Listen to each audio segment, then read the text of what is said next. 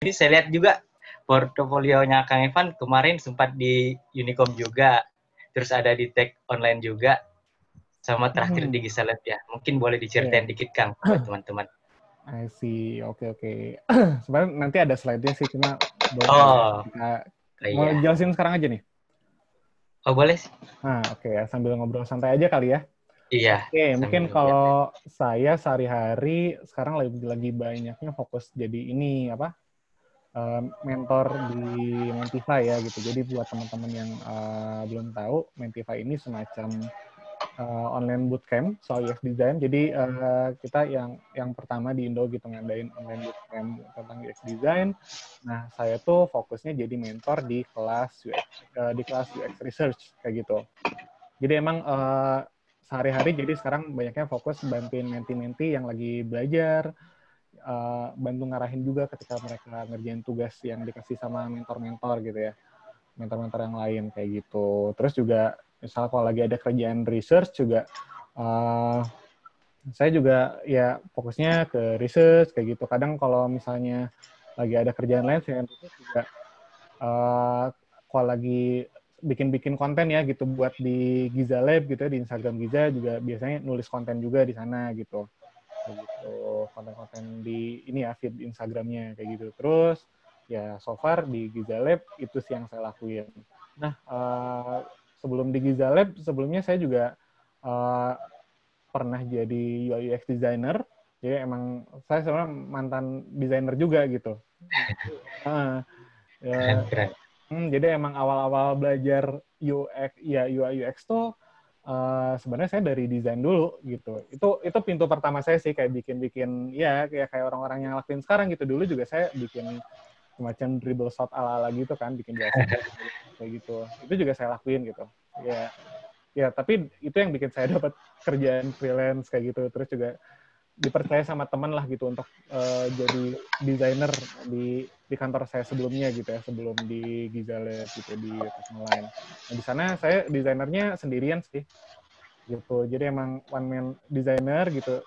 Orang yang mungkin kayak satu-satunya orang yang emang ngerti desain gitu.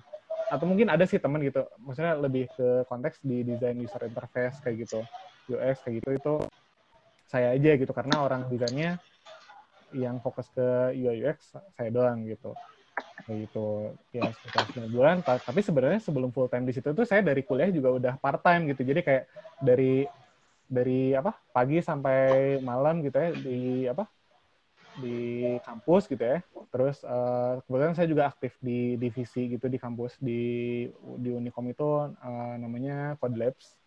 Jadi kayak divisi yang apa ya? Jadi inkubator talent-talent inilah, talent-talent yang emang fokus ke ya digital produk kayak gitu. Dari situ jadi kayak apa? Pas kuliah gitu ya dari pagi sampai malam di kampus gitu ya.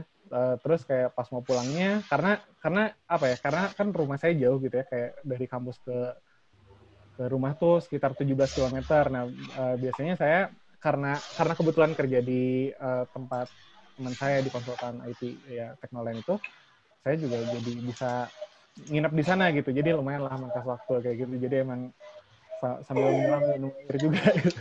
Jadi desainer juga kayak gitu ya. Terus ya awal-awalnya juga kalau ditarik mundur lagi ya gitu apa ngerjain desain freelance kayak gitu. Meskipun sebenarnya kayak waktu kuliah sih saya nggak terlalu mikirin dibayar berapa ya, yang penting ada portofolio aja sih kayak gitu. Tapi itu sih Iya, iya. ternyata kayak ngumpulin portofolio gitu ya, kayak nggak terlalu mikirin dibayar berapa juga. Ya meskipun ya ada yang dibayar gitu, cuma saya nggak terlalu mikirin nominalnya juga sih gitu. Karena waktu zaman kuliah bingung kan nentuin rate berapa gitu, ya udahlah gitu yang penting dapat gitu. Yang penting ada portofolio lah. Tapi ya gara-gara hal itu sih saya bisa dapat ya kerjaan gitu. Ya mungkin ya itu yang bikin saya bisa kerja di bidang UX ini kayak gitu. Terus ya selain ya urusan pekerjaan gitu, saya juga nyambil juga gitu kan di komunitas nih gitu. Jadi saya sendiri sebenarnya kayak aktif di UX di Bandung tuh dari zaman kuliah. Dari zaman kuliah tuh sekitar ya semester akhir sih gitu, kayak semester 8, 7 ke 8 deh gitu. Jadi emang kan UXI di Bandung juga suka ngadain event di kampus saya kan, di Unicom kayak gitu. Terus ya bantu-bantu gitu, Unicom nyediain tempat kayak gitu. Terus juga ya coba daftar jadi volunteer gitu, bantu-bantu. Tahun berikutnya gitu ya, ikut lagi jadi volunteer. Terus ya sekarang tahun ketiga, berarti udah kayak masuk tahun ketiga tuh, ya alhamdulillah dapat undangan buat jadi koordinator di Bandung kayak gitu. Gitu sih so far. Oke. Ah, eh, Sewaktu kuliah saya lihat Kang Evan sempat ikut-ikut kompetisi juga nih. Kayaknya ada yang kemarin di Universitas Multimedia Nusantara juga ya. Oh iya, Ya, saya sempat menang juga di sana ya. uh, uh, UX juga ya, Kang? iya lomba Iya. UIUX juga dapat juara 2. Iya. Mm-mm. Berarti udah dari zaman kuliah aktif banget ya, Kang ya? Iya. Karena apa ya, kayak ikut kompetisi sebenarnya kayak tuntutan juga sih dari kampus Iya. gitu. Karena saya Oh, ikut, gitu ya. jadi saya ikut di divisi yang uh, emang spesialisasinya ikutan kompetisi kayak gitu. Dan kebetulan kan ya udah belajar ilmunya, ya kenapa enggak gitu ikutan kompetisi gitu. Jadi sebelumnya juga udah pernah ikutan kompetisi-kompetisi sih, cuma lebih ke kompetisi aplikasi kayak gitu. Pas udah mulai nekunin UX gitu ya. Sebenarnya saya ikut lomba di UMN tuh 2 kali gitu. Yang pertama tuh Oh, kayak iya. apa?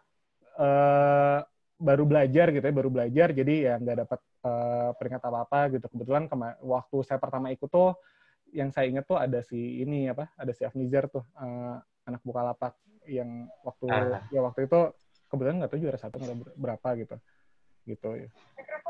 Terus ya yang tahun berikutnya alhamdulillah gitu ya, karena mungkin udah tahu harus kayak gimana di kompetisi ini, harus nyiapin apa aja.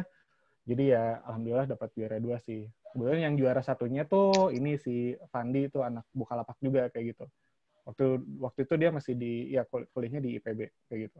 Jadi masih kayak lomba di UMN itu sebenarnya kalau mungkin apa ya, kayak sekitar tahun segitu kan kompetisi kompetisi UX kayaknya belum banyak ya. Kayak iya. kalau nggak dulu tuh mungkin kalau di sini ada teman-teman yang kuliahnya ilmu komputer atau informatika mungkin kayak tahu banget ya dengan kompetisi Gemastik gitu. Nah kan Gemastik itu salah satu kompetisi yang apa di bidang IT yang emang paling bergengsi lah gitu. Nah terus ya salah satunya di sana ada kompetisi UX juga, cuma ya nggak keterima gitu. Saya nggak keterima, ya udah ikut UMN, ternyata alhamdulillah gitu dapat peringkat kayak gitu sih. Ya selain itu Itu juga saya ikut kompetisinya juga banyaknya kayak ikut apa ya, kompetisi pitching gitu loh, apa kayak bikin produk kayak apa kayak gitu-gitu. itu kira-kira tahun berapa ya, Pak Kang? Kan di sini banyak juga nih mahasiswa yang ya mungkin bisa jadi motivasi buat teman-teman mahasiswa juga kan Iya, iya, untuk iya. mulai di bidang UI UX gitu. Terus awalnya gimana? Nah, mungkin di-share dulu. Oke, awal saya belajar UX nih. Iya. Awal saya belajar UX tuh semester, saya ingat banget sih kayak semester 5 tuh. Semester 5 tuh kayak apa ya, kayak eh, apa sih namanya, kayak quarter life crisis. Nah, quarter life crisis saya tuh kayak datang lebih cepat. Entah ini edisi mahasiswanya quarter life apa krisis edisi mahasiswa gitu. Jadi kayak semester 5 tuh sebenarnya kan saya pas kayak awal-awal masuk ke divisi saya waktu di kampus gitu di Code Labs itu, sebenarnya saya di awal tuh diajarinnya ngoding gitu kan. Kayak anak informatika kan identik dengan ngoding gitu ya. Saya sempat Iya. belajar ngoding Android, ngoding Android karena ngerasa nggak gitu maksimal gitu ya, kayak dulu masih zaman-zaman Eclipse tuh, kalau teman-teman ini ya mungkin ada yang developer di sini kan. Terus udah mulai apa kesini gitu kayak semester 3 tuh mulai nyobain ini ya, ngoding di iOS gitu kan, apa ngoding Swift. Cuma sebenarnya saya tuh ngoding tuh bisa cuma kayak nggak jago dan ngerasa ini bukan tempat saya gitu. Jadi kayak semester 5 tuh kayak mikir gitu, oh ini arahnya kemana ya gitu. Kayak sempat ngerasa salah jurusan tuh, kayaknya teman-teman yang ngambil informatika juga mungkin kalau sekarang terjun ke UX biasanya ada triggernya ngerasa salah jurusan dulu biasanya ya, kayak gitu. Sama kayak saya, Kang. Kayak ngerasa salah jurusan dulu, terus kayak terinspirasi sama teman saya namanya Aska, sekarang juga dia di Bukalapak juga. Apa dulu tuh waktu kuliah dia emang selalu bikin antar muka gitu kan, user interface kayak gitu. Dulu dia awal-awalnya bikin UI buat game kayak gitu-gitu, terus juga bikin UI buat aplikasi. Kok keren gitu ya, kok. Jadi kan itu yang nge-trigger dulu kan dari visualnya dulu, oh ini visualnya keren gitu. Nah dari situ ya udah deh mulai gitu. Karena kan waktu saya kuliah tuh kayak tahun 2000, ya berarti semester 5 itu mungkin sekitar 2017-an kali, 16 ke 17 deh kayaknya. Kan kayak belum banyak banget ya kayak bootcamp gitu-gitu. Iya. Kayak masih kurang sih. Kayak komunitas pun ya masih belum serame sekarang kayak gitu kan. Jadi ya udah saya belajarnya dari buku. Baca buku, itu kayak sampai bela-belain ngeprint ebook tuh.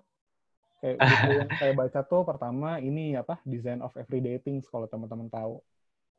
Itu yang nulis Don Norman. Itu buku yang ngebuka mata saya sih soal UX gitu ya. Itu dari baca buku itu saya langsung kayak merasa kayak beda aja gitu, kayak lihat produk digital tuh jadi lebih jeli gitu, karena di buku itu emang dikasih tahu gitu, setelah kamu baca buku ini kamu tahu nih gitu desain yang bagus tuh kayak gimana gitu kan, jadi melek juga gitu, itu yang bikin tertarik. Terus kayak ya gitu banyak baca artikel Medium, buku tuh saya baca tuh macam-macam sih, Design of Everyday Things, terus About Face tuh tulisannya Alan Cooper. Yang bukunya setebal apa 400 ya, 400 halaman. Tebal banget ya. Itu sampai sekarang saya nggak habisin bukunya gitu. Muntah-muntah dah. Muntah-muntah tuh kan, kayak banyak banget gitu. Terus ya udah sambil baca-baca ya udah deh praktek bikin UI gitu kan. Ya gitu kayak ngopi desain yang udah ada gitu kan, karena salah satu cara paling cepat untuk belajar desain tuh kan praktek ya gitu. Jadi emang saya kadang banyaknya sih kayak ngopi desain yang udah ada gitu, ATM biasa gitu kan, amati gitu. Ambillah gitu desain-desain yang di dribble. Terus juga saya dulu tuh kayak ada target gitu. Itu zaman inget banget tuh ngedesainnya tuh masih pakai Photoshop cuy. Gila, Photoshop berat banget kan. Terus kayak sketch belum ada ya? Iya, sketch ada, cuma kan harus di Mac kan. Terus kan benar. Windows kan. Iya, itu kan Figma belum rame tuh gitu. Meskipun kalau nggak salah dulu tuh sempat dengar juga sih gaung-gaung. Tapi XD kan udah ada Kang zaman itu. 2018. Sebelum ada XD. masih Photoshop tuh nangis tuh kayak sampai ngedesain tuh filenya sampai 4 GB, coba aduh nangis kayak gitu. Jadi saya tuh dulu tuh ada target satu hari satu desain lah seenggaknya kayak gitu. Beberapa hari aja sampai ngerasa desain mendingan, ya udah kayak gitu. Jadi emang saya awalnya ya gitu kayak yang banyak dilakukan sekarang gitu ya, kayak orang bikin, cuma kan dulu bedanya saya nggak punya akun Dribbble gitu kan. Dulu akun Dribbble tuh susah banget gitu untuk didapat kan. Sekarang kan udah gampang lah gitu. Kalau dulu kan bikin dapat invitation susah banget ya, belum masih kurang koneksi. Iya, banyak kurang yang bagi-bagi invitation. Iya bener tuh, kayak bikin exploration ya udahlah simpan di folder aja gitu. Kadang taruh di Instagram kayak gitu-gitu. Jadi ya buat ngeliatin lah gitu kan, ya biar kelihatan juga gitu kalau saya emang ada expertise lah katakanlah gitu di sini gitu. Ya buat branding ala-ala aja gitu.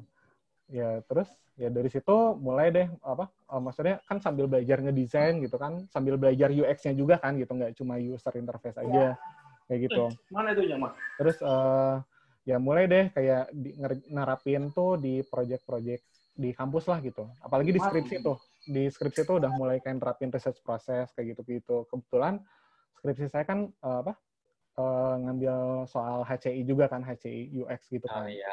Jadi emang kebetulan sama dosen juga, sama dosen saya Pak Adam gitu ya di Unicom.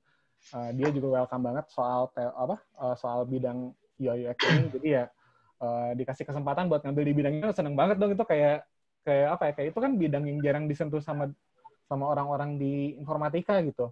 Karena kan biasa kan orang di informatika gitu biasanya ngoding atau apa kayak gitu kan, atau web security dan lain-lain kan, itu bukan mainan saya banget lah gitu. Gitu. Jadi emang ketika saya belajar UX tuh saya ngerasa berguna sih gitu. Ngerasa berguna gitu. Bergunanya dalam konteks apa? Misal kayak kalau ada kompetisi saya bisa bantu ngasih saran dari segi desainnya kayak gimana kayak gitu, atau enggak mungkin dalam project-project kayak tugas kampus juga kan. Jadi saya bagi-bagi gitu, kayak kebetulan tim sekelompok saya tuh udah kayak tim produk aja gitu. Ada yang udah kebagi timnya ya. Iya. Iya. ada yang ngoding, ada yang ngoding back end front end gitu kan. Nah biasanya saya ngerjainnya di user ya di UI-nya aja kayak gitu. Jadi ya lumayan lah gitu. Jadi ngerasa bisa berguna, dan saya dari situ ngerasa yakin kayaknya ini UI UX ini bidang yang tepat karena saya bisa berguna gitu. Kalau saya ngoding ntar saya malah merepotkan kayak gitu. Gitu. Oke. Gitu sih perjalanannya ya, singkatnya ya sampai sekarang gitu. Kebetulan ke research gitu ya kan, saya transisi tuh dari desainer ke researcher. Itu juga semenjak pindah ke Giza gitu. Terus juga sama Kang Bayu juga emang diarahin gitu untuk untuk jadi researcher gitu ya. Kebetulan itu apa ya? Asalnya saya tuh pingin jadi pingin jadi UX designer karena itu keren banget nggak sih, kayak role UX designer gitu kan. Terus ternyata jadi researcher pun ini ya gitu menarik gitu. Karena apa? Karena kita bisa tahu gitu apa yang dialami oleh user kayak gitu-gitu. Jadi kalau saya tuh dulu tuh kayak punya satu rasa penasaran gitu. Misal gini, kalau di informatika tuh biasanya apalagi kalau kita kalau lagi saya dulu kayak kompetisi atau apa gitu kan harus bikin produk tuh. Kita tuh biasanya ngide kayaknya harus gini gitu. Tapi saya tuh punya rasa penasaran yang selalu saya tanyain gitu. Sebenarnya kayak fitur ini tuh datangnya dari mana kayak gitu. Itu pertanyaan simpel itu tuh yang bikin saya ya itu terjawab ketika saya jadi researcher kayak gitu. Oh iya, fitur ini datang ya karena ada problem ini di user kayak gitu. Dan ya saya happy sih bisa jadi orang yang bisa mengetahui ya masalah user kayak gitu. Terus juga saya tuh terus yang selanjutnya paling nggak bisa kalau bikin sesuatu nggak ada data. Wah itu cukup apa ya, kayak bukan menyiksa ya, kayak bikin bingung aja sih, kayak bikin desain atau apa gitu. Itu sebenarnya yang saya alamin ketika ya waktu fase sering-sering ngedesain juga kadang suka bingung gitu. Ini arahnya kemana sih si desainnya kayak gitu kan. Jadi ya udah, kadang saya juga bikin desainnya tuh nggak langsung sketsa gitu. Kadang saya bikin persona-personaannya dulu kayak gitu kan. Bikin skenario-nya, alurnya udah ketebak nih kayak gini. Udah langsung bikin UI-nya kayak gitu. Jadi yang asalnya saya bikin screen doang gitu, tapi udah mulai memanjangkan scope lah gitu ya. Jadi bikin alurnya juga. Ntar juga saya bahas itu sih di materi. Oke, sip Kang. Terima kasih udah nge-share tentang story-nya. Dan ya mungkin karena udah malam juga, jadi bisa dimulai aja kali ya. Oke, untuk materinya. Oke, wah udah banyak nih 65 orang ya. Iya, udah 65 orang juga. Deg-degan nih saya, aduh 65 orang. Oke, mungkin apa ya, disclaimer dulu kali ya biar santai gitu ya. Sebenarnya saya juga nggak terlalu formal gitu ya, kayak ngobrol aja gitu. Karena ya judulnya juga sharing gitu kan. Iya, benar. Ngobrol aja. Jadi kalau misalnya teman-teman mau ada yang ditanyain di tengah-tengah itu, saya oke kok gitu. Jadi biar kita sambil ini aja. Nggak harus buat teman-teman yang mau nanya boleh ngechat apa raise hand aja. Atau mungkin saya bakal agak stop dulu kali ya di beberapa bagian gitu ya, biar boleh. masih kesempatan buat nanya kayak gitu. Boleh Kang. Ya. Oke, siap ya. Oke, mungkin tadi saya sebelum sesi udah banyak ngomong nih gitu. Sorry ya karena saya emang orangnya suka banget ngobrol nih. Kayak gitu, apalagi WFH jarang ketemu orang. Jarang ngobrol ketemu orang. Begitu ngobrol banyak banget kayak gitu. Emang orangnya bawel banget sih, jadi mohon dimaklum aja ya. Oke, jadi ini boleh saya mulai? Boleh. Saya belum share screen ya, sorry.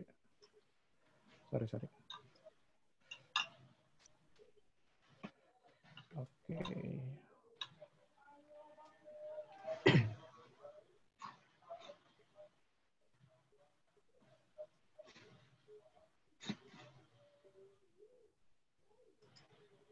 Oke. Sip ya. Kelihatan? Iya, kelihatan Kang. Oke, jadi halo semuanya, selamat malam ya. Sebelumnya mungkin saya mau terima kasih dulu nih ke teman-teman UXI di Makassar, khususnya Kang Agil nih yang udah ngajak saya untuk sharing gitu kan. Sebenarnya saya jarang banget sharing sih karena biasa di belakang layar ya gitu, kayak orang komunitas, apalagi pengurus gitu ya udah biasa biasa saya malah nyari speakers gitu kan, tiba-tiba kayak diajak ngisi acara, wow gitu. Gantian Jadi, lah, Kang. Gantian ya, gitu. Karena gitu kan biasa orang komunitas misal kayak ditawarin untuk kayak apa kerjasama buat bikin event kan, biasanya kita harus nyari pembicara kan, tapi sekarang kebalik nih. Saya yang diajakin jadi pembicara, jadi thank you banget nih buat Kang Agil sama teman-teman UXI di Makassar gitu. Dan UXI di Makassar juga keren banget sih, kayak saya ngelihat perkembangannya gitu ya, kayak belum lama tapi pergerakannya sangat-sangat progresif sih, keren banget kayak gitu. Dan ya mungkin bisa lanjut aja kali ya. Oke.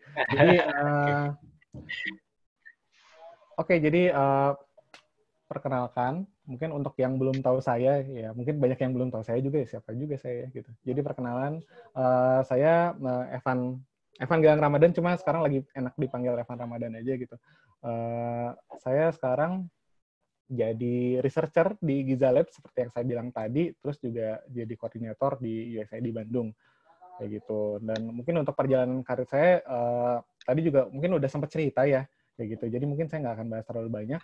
Yang jelas sebenarnya garis besarnya adalah saya dulu dari zaman kuliah dari mantan developer pindah jadi desainer, sekarang udah jadi researcher gitu. Jadi emang udah pernah hampir ngerasain semuanya gitu ya, dari yang ngoding, ngedesain, dan sekarang nge-research kayak gitu. Selain itu juga saya juga fokus juga nih di UXI di Bandung, ya, jadi koordinator, ya ngadain meet up dan kerjasama sama partner-partner yang emang ingin bahas tentang materi seputar user experience kayak gitu.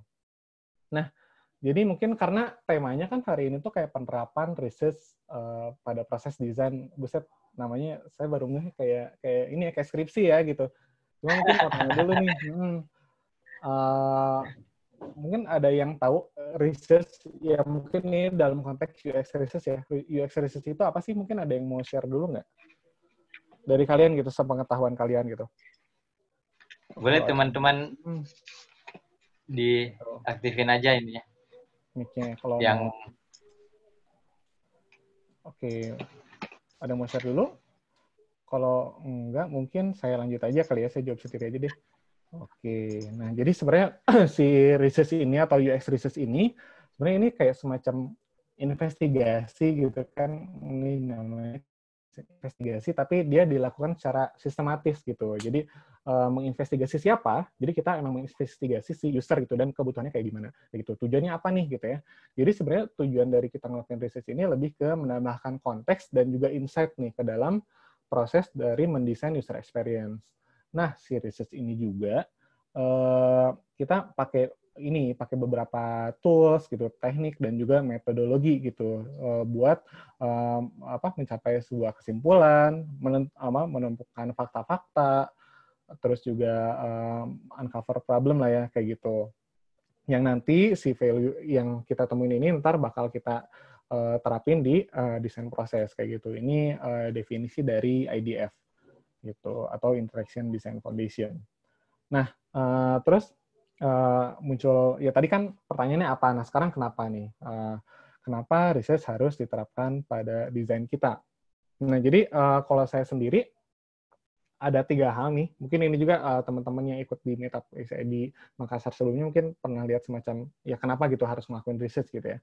Nah, yang pertama menurut saya itu, kita melakukan research itu karena kita dapat membangun empati gitu, dari si user kita gitu. Karena sebagai researcher itu kita harus melihat sesuatu dari perspektif user ya gitu. Jadi kita tahu nih, oh masalahnya apa gitu, terus perilakunya kayak gimana, kayak gitu. Terus juga selanjutnya si research ini penting karena dia bisa memberikan inspirasi kayak gitu. Jadi dari hasil research itu nanti akan di-deliver jadi sebuah insight yang nanti si insight ini gitu dengan ajaibnya bakal menginspirasi tim produk nih untuk kayak bikin produk A, B, C, atau mungkin kayak tim marketing gitu ya diinspirasi untuk kayak bikin campaign kayak A, B, C, D, E kayak gitu. Nah, selanjutnya dengan kita ngelakuin research kita bisa ngambil keputusan yang lebih baik kayak gitu. Kenapa? Kenapa lebih baik? Karena ya itu dasarnya jelas gitu. Dasarnya dari data yang kita temuin selama riset kayak gitu. Baik keputusan bisnis ataupun keputusan desain itu sendiri ya. Kayak misalnya kayak kenapa kita bikin UI-nya kayak gini? Karena ya data risetnya seperti itu. Nah kayak gitu. Itu gunanya si research ini. Nah, terus muncul lagi nih pertanyaannya tadi apa, sekarang tadi apa, kenapa, sekarang bagaimana. Nah, jadi kayak gimana sih si research bisa mengubah desain kita? Nah, ini saya kayak beberapa hari yang lalu, atau mungkin kayak minggu kemarin deh, nemu gambar ini nih di LinkedIn gitu, ada yang share. Jadi ada perbandingan before UX dan after UX. Mungkin kalau ini konsepnya UX secara umum, tapi kalau saya ngelihatnya dari research gitu. Ya mungkin dari si desain ini mungkin ini kelihatan beda banget ya gitu. Yang ini ada nama invoice-nya, terus kayak ada serangkaian menu, tapi setelah dia nerapin UX gitu ya, mungkin kayak dia nerapin research dan ngevaluasi si desainnya, ada perubahan nih gitu. Jadi lebih clear. Soalnya kalau yang sebelumnya kan ada icon doang, tapi tanpa menjelaskan ini tuh apa kayak gitu. Misal kayak ada icon duit, duit ini apa gitu kan. Tapi setelah dia nerapin ya ngelakuin research gitu ya, nerapin UX itu sendiri, jadi diperjelas nih gitu kan. Jadi si money ini ternyata pay invoice dan menu-menu lainnya dimasukin ke drop down more ini. Nah, simpelnya kayak gitu kan dari penerapan research. Nah, sekarang pertanyaan muncul lagi nih, sekarang di mana kayak gitu. Nah, sebenarnya untuk research ini sebenarnya kita bisa terapin di desain proses kita tuh ini ya. Mungkin saya share dulu ini, saya contohnya pakai proses design thinking. Jadi si research ini mungkin ada yang mau jawab dulu nggak? Ini bisa diterapin di mana aja? Yuk. Boleh yang mau share. Di mana? Yuk. Oke, mungkin kalau belum ada yang mau jawab, nah si research ini bisa ditentuin di beberapa tahap nih, di tahap empathize, define gitu.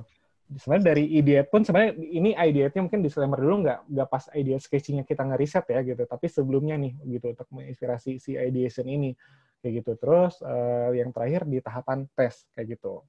Nah, ini udah masuk bahasa intinya sih. Nah, sebenarnya untuk ini research ini sendiri ada macam-macam gitu, tergantung ini dilakuin di mana kayak gitu. Nah, yang pertama itu ada foundational research. Nah, foundational research ini biasa dilakuin di awal gitu sebelum produknya jadi. Jadi kita emang harus memahami usernya dulu kayak gimana, bla bla bla kayak gitu kan. Terus lanjut nih ada di tengah-tengahnya nih generative research kayak gitu. Ini untuk menginspirasi si ideation ini sih. Ntar saya bakal jelasin. Terus di tahapan terakhir ini di tahapan tes gitu. Di tahapan tes kita risetnya ada yang namanya evaluative research kayak gitu. Nah, saya bakal bahas satu-satu nih. Jadi si foundational research ini apa sih gitu. Jadi si foundational research ini sebuah jenis research yang emang digunakan untuk kayak memahami user nih gitu. Dan juga mengetahui konteks of use dari user itu sendiri gitu. Nah, si foundational research ini seperti yang saya bilang sebelumnya, dia tuh emang dilakuin di tahapan awal nih sebelum produknya jadi kayak gitu. Karena kan kita nggak tahu apa-apa gitu. Nah, untuk tahu apa-apanya gitu, kita harus ngelakuin foundational research itu. Gitu. Ini contohnya gitu case-nya. Jadi misal kayak kita pengen ya ngerjain project lah gitu untuk kayak back sharing kayak gitu, tapi nggak tahu nih perilaku penggunanya kayak gimana. Nah, terus di foundational research ini ada beberapa hal yang pengen kita cari tahu gitu. Misal kayak gimana kebiasaannya orang-orang pakai back sharing, terus kayak mereka ngegunainnya biasanya di mana, makainya kapan gitu, kesulitannya kayak gimana, terus kayak kenapa pakai layanan tersebut. Nah, untuk pertanyaan-pertanyaan ini bakal bisa dijawab dengan kita ngelakuin foundational research kayak gitu. Nah, oke. Lanjut ini ada metode-metodenya dalam foundational research. Nah, ini ada IDI ya atau in-depth interview. Nah, ini salah satu metode yang paling common sih gitu ya, yang paling sering dilakuin lah gitu ya dalam kerjain project research kayak gitu. Nah, di sini tuh in-depth interview itu apa sih gitu. Jadi in-depth interview ini semacam metode untuk ngumpulin data kualitatif gitu. Terus ini digunakan untuk kita nyari tahu gimana partisipan berpikir terhadap sebuah topik atau suatu topik kayak gitu. Nah, ini contohnya. Bukan contoh sih, ini kayak si in-depth interview ini digunakan ketika kita ingin mengetahui beberapa hal nih, misal motivasi dari si partisipannya terkait topik itu sendiri. Terus juga gimana biasanya mereka ngelakuin sesuatu. Itu bisa digali dengan IDI, terus kayak tantangan yang dihadapi, terus kayak tujuannya nih untuk melakukan sesuatu itu.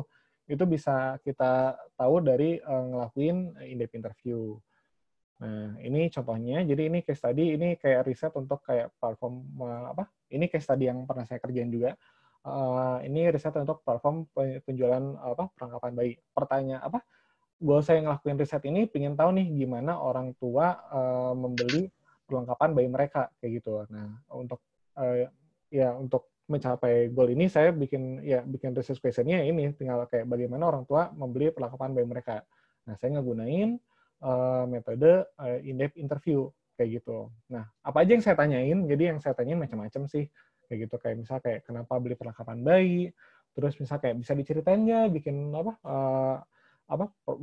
proses beli perlengkapan bayi itu kayak gimana, terus kayak kendalanya apa, kayak gitu, terus apa pertimbangannya.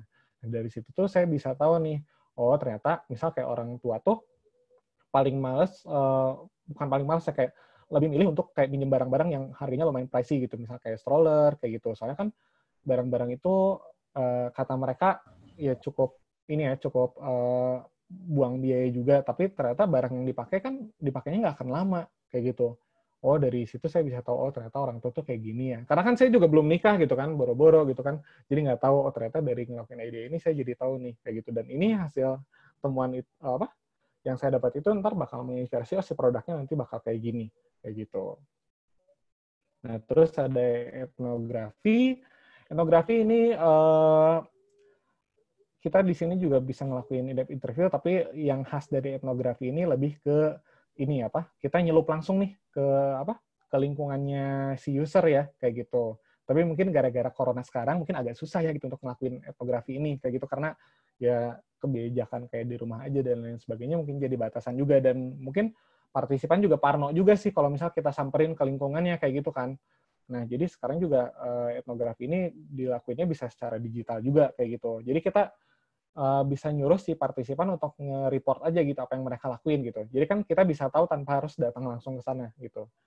Kayak gitu. Nah, metode ini digunain ketika kita ingin mengetahui beberapa hal gitu. Yang pertama itu kayak perilaku sebenarnya dari si partisipan gitu. Jadi kan mungkin kalau di in-depth interview bisa aja gitu. Yang diucapin tuh bisa beda banget sama apa yang dilakuin. Itu sering banget sih kejadian kayak gitu. Nah, dengan ngelakuin ya etnografi ini kita jadi tahu gitu, karena kan kita lihat langsung kayak gitu. Jadi emang udah pasti ya udah bisa dipastikan ini bener lah ya gitu, karena mereka benar-benar ngelakuin kayak gitu. Terus juga yang jelas kita juga bisa tahu nih gimana mereka ngelakuin sesuatu, terus tantangannya apa gitu ketika melakukan sesuatu itu gitu. Terus ada survei. Nah, survei ini salah satu metode yang emang cukup umum juga ya untuk dilakuin gitu. Ya mungkin bukan UX researcher pun gitu ya, kalau lagi riset ya biasanya pakai survei juga sih untuk ngumpulin data-data kuantitatif gitu ya. Kayak ngumpulin angka lah gitu. Terus juga nanyain serangkaian pertanyaan dengan urutan tertentu kayak gitu. Nah, biasanya untuk untuk mengetahui apa? Yang mengetahui opini, preferensi, dan keinginan dari si target audiens itu sendiri. Kayak gitu. Nah, mungkin sebelum saya lanjut, ada yang mau ditanyain dulu? Oke, teman-teman. Yang ingin bertanya boleh langsung aja. Boleh langsung aja ya. Silakan. Coba saya cek dulu.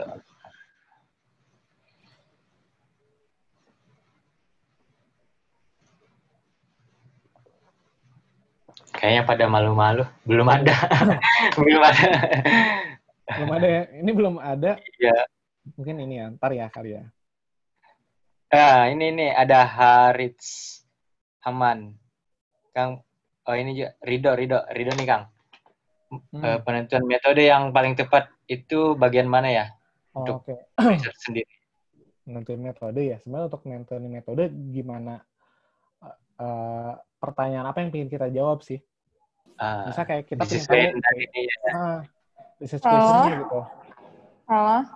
Ya, halo. Kak Bobby, maaf aku mau pergi dulu, nanti aku join lagi ya. Aku mau ke Family Mart. Nih, Beneran. Oke, lanjut ya. oke lanjut. Ya gitu, untuk kayak nentuin metode ya balik lagi ke research question-nya apa yang ingin kita jawab gitu. Misal kayak kita pengen tahu gimana user melakukan sesuatu,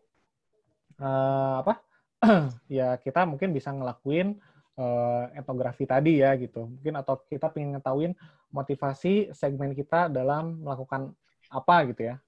Nah, itu bisa kita ngelakuin IDI karena kan itu sesuatu hal yang lebih ke level attitudinal atau apa yang mereka pikirin gitu ya. Nah, itu harus digali sama in-depth interview. Atau mungkin kalau misalnya kita pertanyaannya pengen tahu seberapa banyak gitu ya, kalau ngomongin seberapa banyak kan angka tuh ya kita pakainya survei kayak gitu. Jadi balik lagi ya ke pertanyaan apa yang pengen kita jawab gitu. Baru dari pertanyaan itu kita nentuin metode kayak gitu. Nah, kalau bisa ini ya harus dibiasain untuk jangan nentuin metode dulu gitu, kayak mentang-mentang saya taunya usability testing, ya udah apapun harus diselesaikan dengan usability testing gitu kan.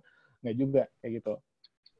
Ya ibarat kita mau ngegali tanah kan nggak mungkin pakai pisau kayak gitu kan. Jadi si tools ini ibaratnya si metode ini ibaratnya alat kita untuk menggali jawaban kayak gitu. Jadi balik lagi ke mana si research question-nya. Kayak gitu. Nah, ini ada lagi dari Koi Kang. Apa kendala utama pada saat melakukan research dan solusinya gimana sih? Waduh, dipengen kendala ntar saya curhat loh. Aduh. Oke, kendala ngelakuin research yang paling sebenarnya kalau saya sih biasanya kendala yang dihadapin itu ketika ini ngelakuin ya conduct research-nya gitu, misal kayak mau conduct UT gitu ya. Kayak 15 menit sebelum UT itu ya, sebelum kita collect data, dia cancel. Kayak gitu.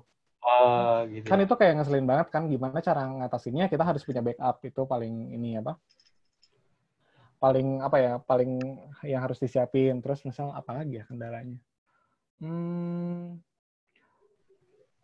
Apa ya? Sebenarnya kayak nggak terlalu menganggap itu sebagai kendala sih ya, kayak ya udahlah. Apalagi ya? Nyambung sama yang tadi. Nah, tadi kan ada misalnya si partisipannya nggak datang. Nah, ini ada yang nanya juga, Kang. Kalau target user research itu minimal berapa ya? Yang biar jumlah iya, jumlah partisipan. Minimal berapa? Balik lagi. Tergantung gitu ya. Kadang tergantung kitanya juga sih, kalau kita ngerasa 3 cukup ya udah gitu, 3. Nggak ada angka pasti kayak gitu. Ya apalagi untuk riset-riset kualitatif mungkin ya mungkin kayak artikel-artikel bilang gitu ya, kayak 5 juga udah cukup kayak gitu. Tapi misalnya kayak untuk in-depth interview, 5 tuh mewakili kelompok tertentu gitu. Misal kayak kita ngeriset, misal untuk orang yang punya hobi 5, yang nggak punya hobi 5 kayak gitu. Jadi jumlahnya harus agak sama kayak gitu. Dan nggak ada ideal ya, Kang ya? Iya, jadi kayak secukupnya sih gitu. Ya kadang ya mungkin bisa aja gitu, 1 orang juga cukup gitu. Ya kalau udah jawab ya. Iya, seajaib itu gitu. Saya juga pernah dapat cerita ya, ngetes ke 1 partisipan pun udah cukup mewakili gitu, selama kita pede kayak gitu. Tapi ketika misal kayak kita ngeriset nih, kita ngeriset ke 3 orang gitu, kok ngerasa masih belum cukup ya? Nah, itu boleh ditambah lagi kayak gitu. Ya mungkin bisa dimulai dari jumlah kayak 3 dulu, karena kan kalau mau jumlahnya banyak juga kan butuh waktu juga kan gitu. Jadi disesuaikan aja sih kayak gitu. Jadi nggak ada ini ya, kecuali kalau misal kayak usability testing, biasanya kan kalau NNG itu setahu saya ya sekitar 6 itu udah cukup gitu, karena kesananya tuh ntar bakal berulang kayak gitu.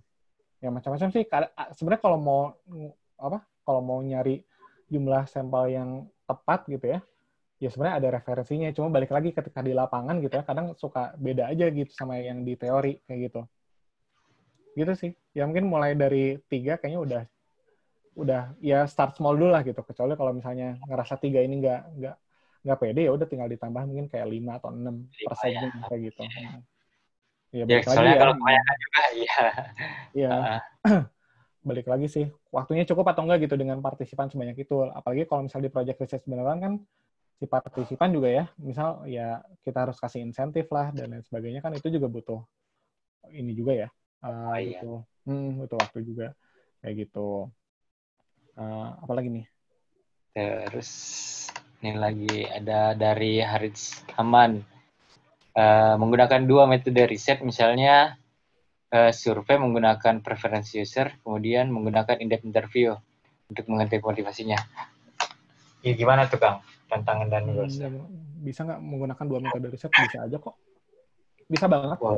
Jadi dalam satu riset tuh metodenya bisa macam-macam juga gitu. Tergantung gitu. Balik lagi gitu ke objektifnya ngapain gitu. Kita ingin tahu apa gitu.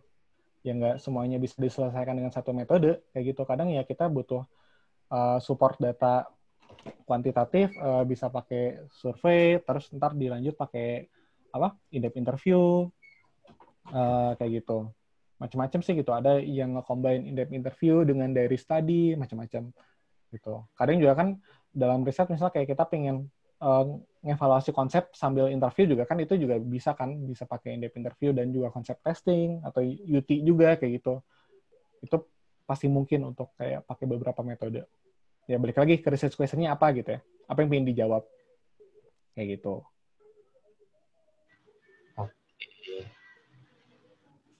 Ada lagi? Mungkin kayak 2 pertanyaan lagi ya sebelum kita lanjut ya. Dilanjut dulu aja. Boleh. Oke. Lanjut dulu aja. Siap. Ini ada pertanyaan dari Firna juga. Gimana biar si partisipan itu nggak boring saat interview, Kang? Ini menarik nih. Gimana? Menarik, iya. Gimana biar nggak boring? Karena ya seperti yang kayak kita tahu ya, kita ngeriset partisipannya belum tentu kita kenal gitu kan, kayak orang baru kayak gitu. Biasanya emang kan kalau teman-teman mungkin kayak baca di berbagai referensi, kalau kita nge-interview tuh kan nggak langsung kita hajar main question-nya dulu gitu. Iya, benar. Kayak misalnya kayak baru kenalan terus kita tanya gimana sih Mbak ngelakuin ini gitu kan, kayak what gitu kan, kayak apa sih? kayak awkward juga kan gitu kan, kayak dia juga kayak belum apa-apa. Nah, jadi emang di in-depth interview itu biasa kita ngelakuin kayak warming up dulu lah gitu, dengan nanya hal-hal yang ringan-ringan, misal kayak hari ini ngapain aja, lagi sibuk apa nih, kayak ngobrol aja ke temen gitu. Karena pada hakikatnya si in-depth interview itu lebih enak kalau kita kayak ngobrol gitu daripada kayak kita ngewawancara. Ya, building rapport ya. Nah, bener. Itu istilah building rapport. Jadi partisipannya nggak merasa diinterogasi gitu ya, Kang ya? Kayak kayak membangun kenyamanan gitu, building rapport gitu. Jadi ketika kita udah nyaman nih ngobrolnya, kayak udah tektokan banget gitu. Misal kayak dia ngobrolin, misal misal kita tanya gitu, lagi senang apa nih? Oh, saya lagi senang sepedahan gitu. Kan mungkin kalau saya punya hobi sepedaan juga kan bisa klik gitu kan. Oh, saya juga hobi sepedaan nih. Ya udah ngobrolin sepeda dulu aja bentar kayak gitu kan. Kan dari situ udah kayak nemu sebuah kesamaan tuh, udah makin nyaman tuh ya dua-duanya. Kan kayak kita ngobrol sama teman pun kan nggak langsung kayak to the point kan, pasti ada basa-basinya dulu. Nah itu penting banget gitu ya. Mungkin untuk teman-teman catat, ngebangun kenyamanan antara moderator dengan partisipan itu penting gitu. Karena itu bakal jadi pengaruh juga ke jawaban yang mereka kasih gitu. Kalau misalnya kita kaku gitu ya, kayak langsung aja nanya, itu jawabannya pasti pendek-pendek gitu. Tapi ketika kita udah klik, kan ngobrolnya jadi nambah lama juga kan gitu, nambah banyak juga yang dikeluarin gitu omongannya kayak gitu. Jadi emang bangun kenyamanan itu udah paling pasti sih gitu, dengan nanya hal-hal ringan dulu gitu sebelum ke topik utamanya. Kayak gitu. Oke. Oke, mungkin kita lanjut dulu aja kali ya. Oke, boleh Kang. Lanjut. Ntar kita coba jawab-jawabin ya. Oke, nah selanjutnya ada generative research. Jadi generative research ini biasanya riset yang dilakukan biar kita dapat ide-ide baru nih untuk bisa ngebantu solve masalah yang sebenarnya udah kita temuin kayak gitu. Misal kayak gini contohnya. Jadi kita udah tahu nih masalah yang didapat dari si website ini salah satu klien kita juga gitu. Ternyata susunan kontennya nih gitu pada websitenya kayak gitu. Nah, kita ngelakuin riset untuk kayak nyari tahu gimana sih konten yang menurut user ini prioritas kayak gitu. Nah, untuk metodenya sendiri kita bisa pakai card sorting gitu. Jadi si metode card sorting ini kayak kita minta user untuk mengelompokkan serangkaian informasi yang mereka kira masuk akal nih untuk jadi satu grup kayak gitu. Jadi kayak apa? Kita ngasih beberapa informasi, mungkin saya contohin di sini. Jadi kalau kayak teman-teman lihat, ini saya lagi ngelakuin card sorting, kebetulan ini di kantornya klien. Jadi si partisipan itu disuruh ngelompokin informasi-informasi nih. Nah, kalau teman-teman lihat di kursor saya, kalau kelihatannya, ini kan ada 3 card nih. Nah, sebenarnya itu card-nya lebih banyak gitu. Tapi kalau di sini udah mereka kelompok-kelompokin gitu. Oh, yang ini masuk menu ini, oh yang ini masuk menu ini. Kayak gitu. Sampai ntar hasilnya kita kumpulin dan kita jadi tahu nih, oh ternyata user tuh lebih enak kalau misalnya informasi ABC ini dalam satu grup. Kayak gitu. Nah ini contohnya nih yang lebih detail. Ini kebetulan kalau nggak salah ini ngelakuin card sortingnya remote dan partisipannya juga lumayan jauh sih tempatnya gitu. Kalau nggak salah di ini deh. Kalau nggak salah ya partisipannya tuh lagi di London gitu kalau nggak salah. Tapi ya karena remote ya jadi santai sih gitu.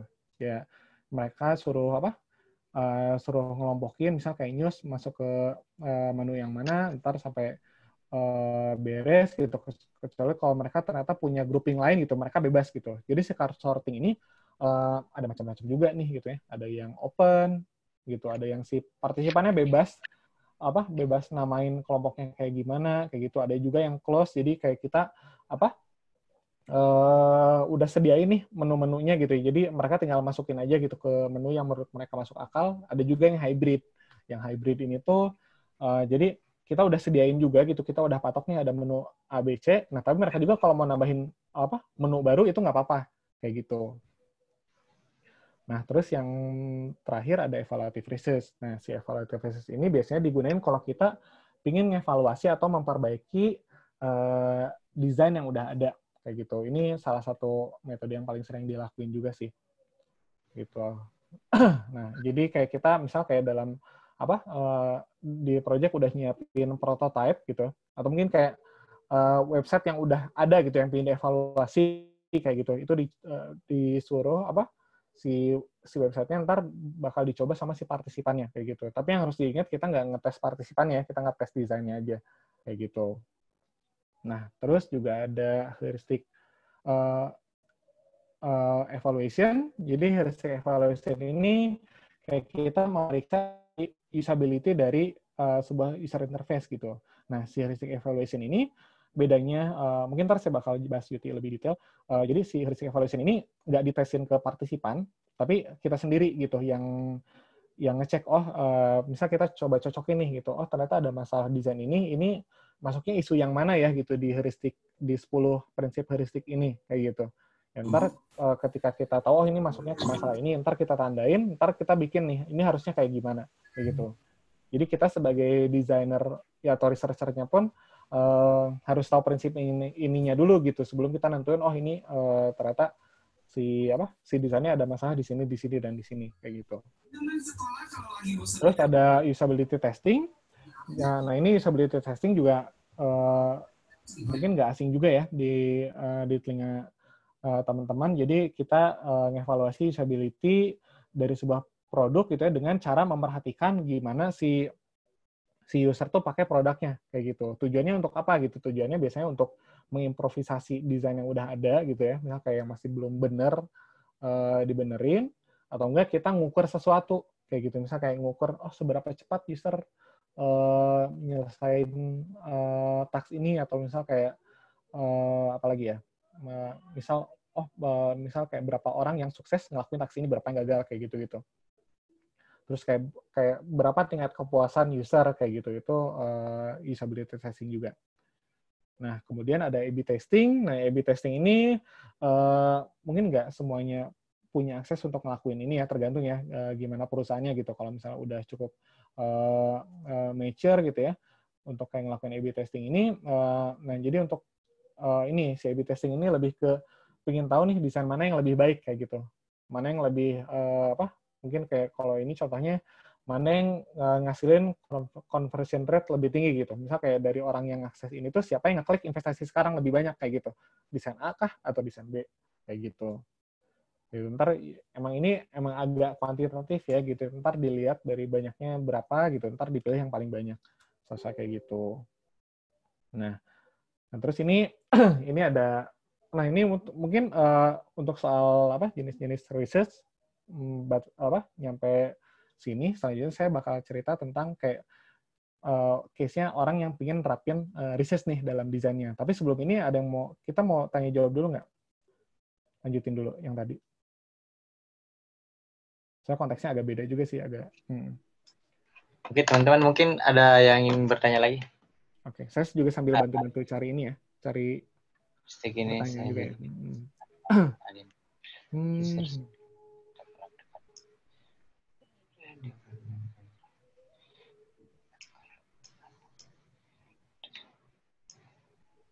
Gimana caranya biar kita nggak over research, jadi secukupnya aja.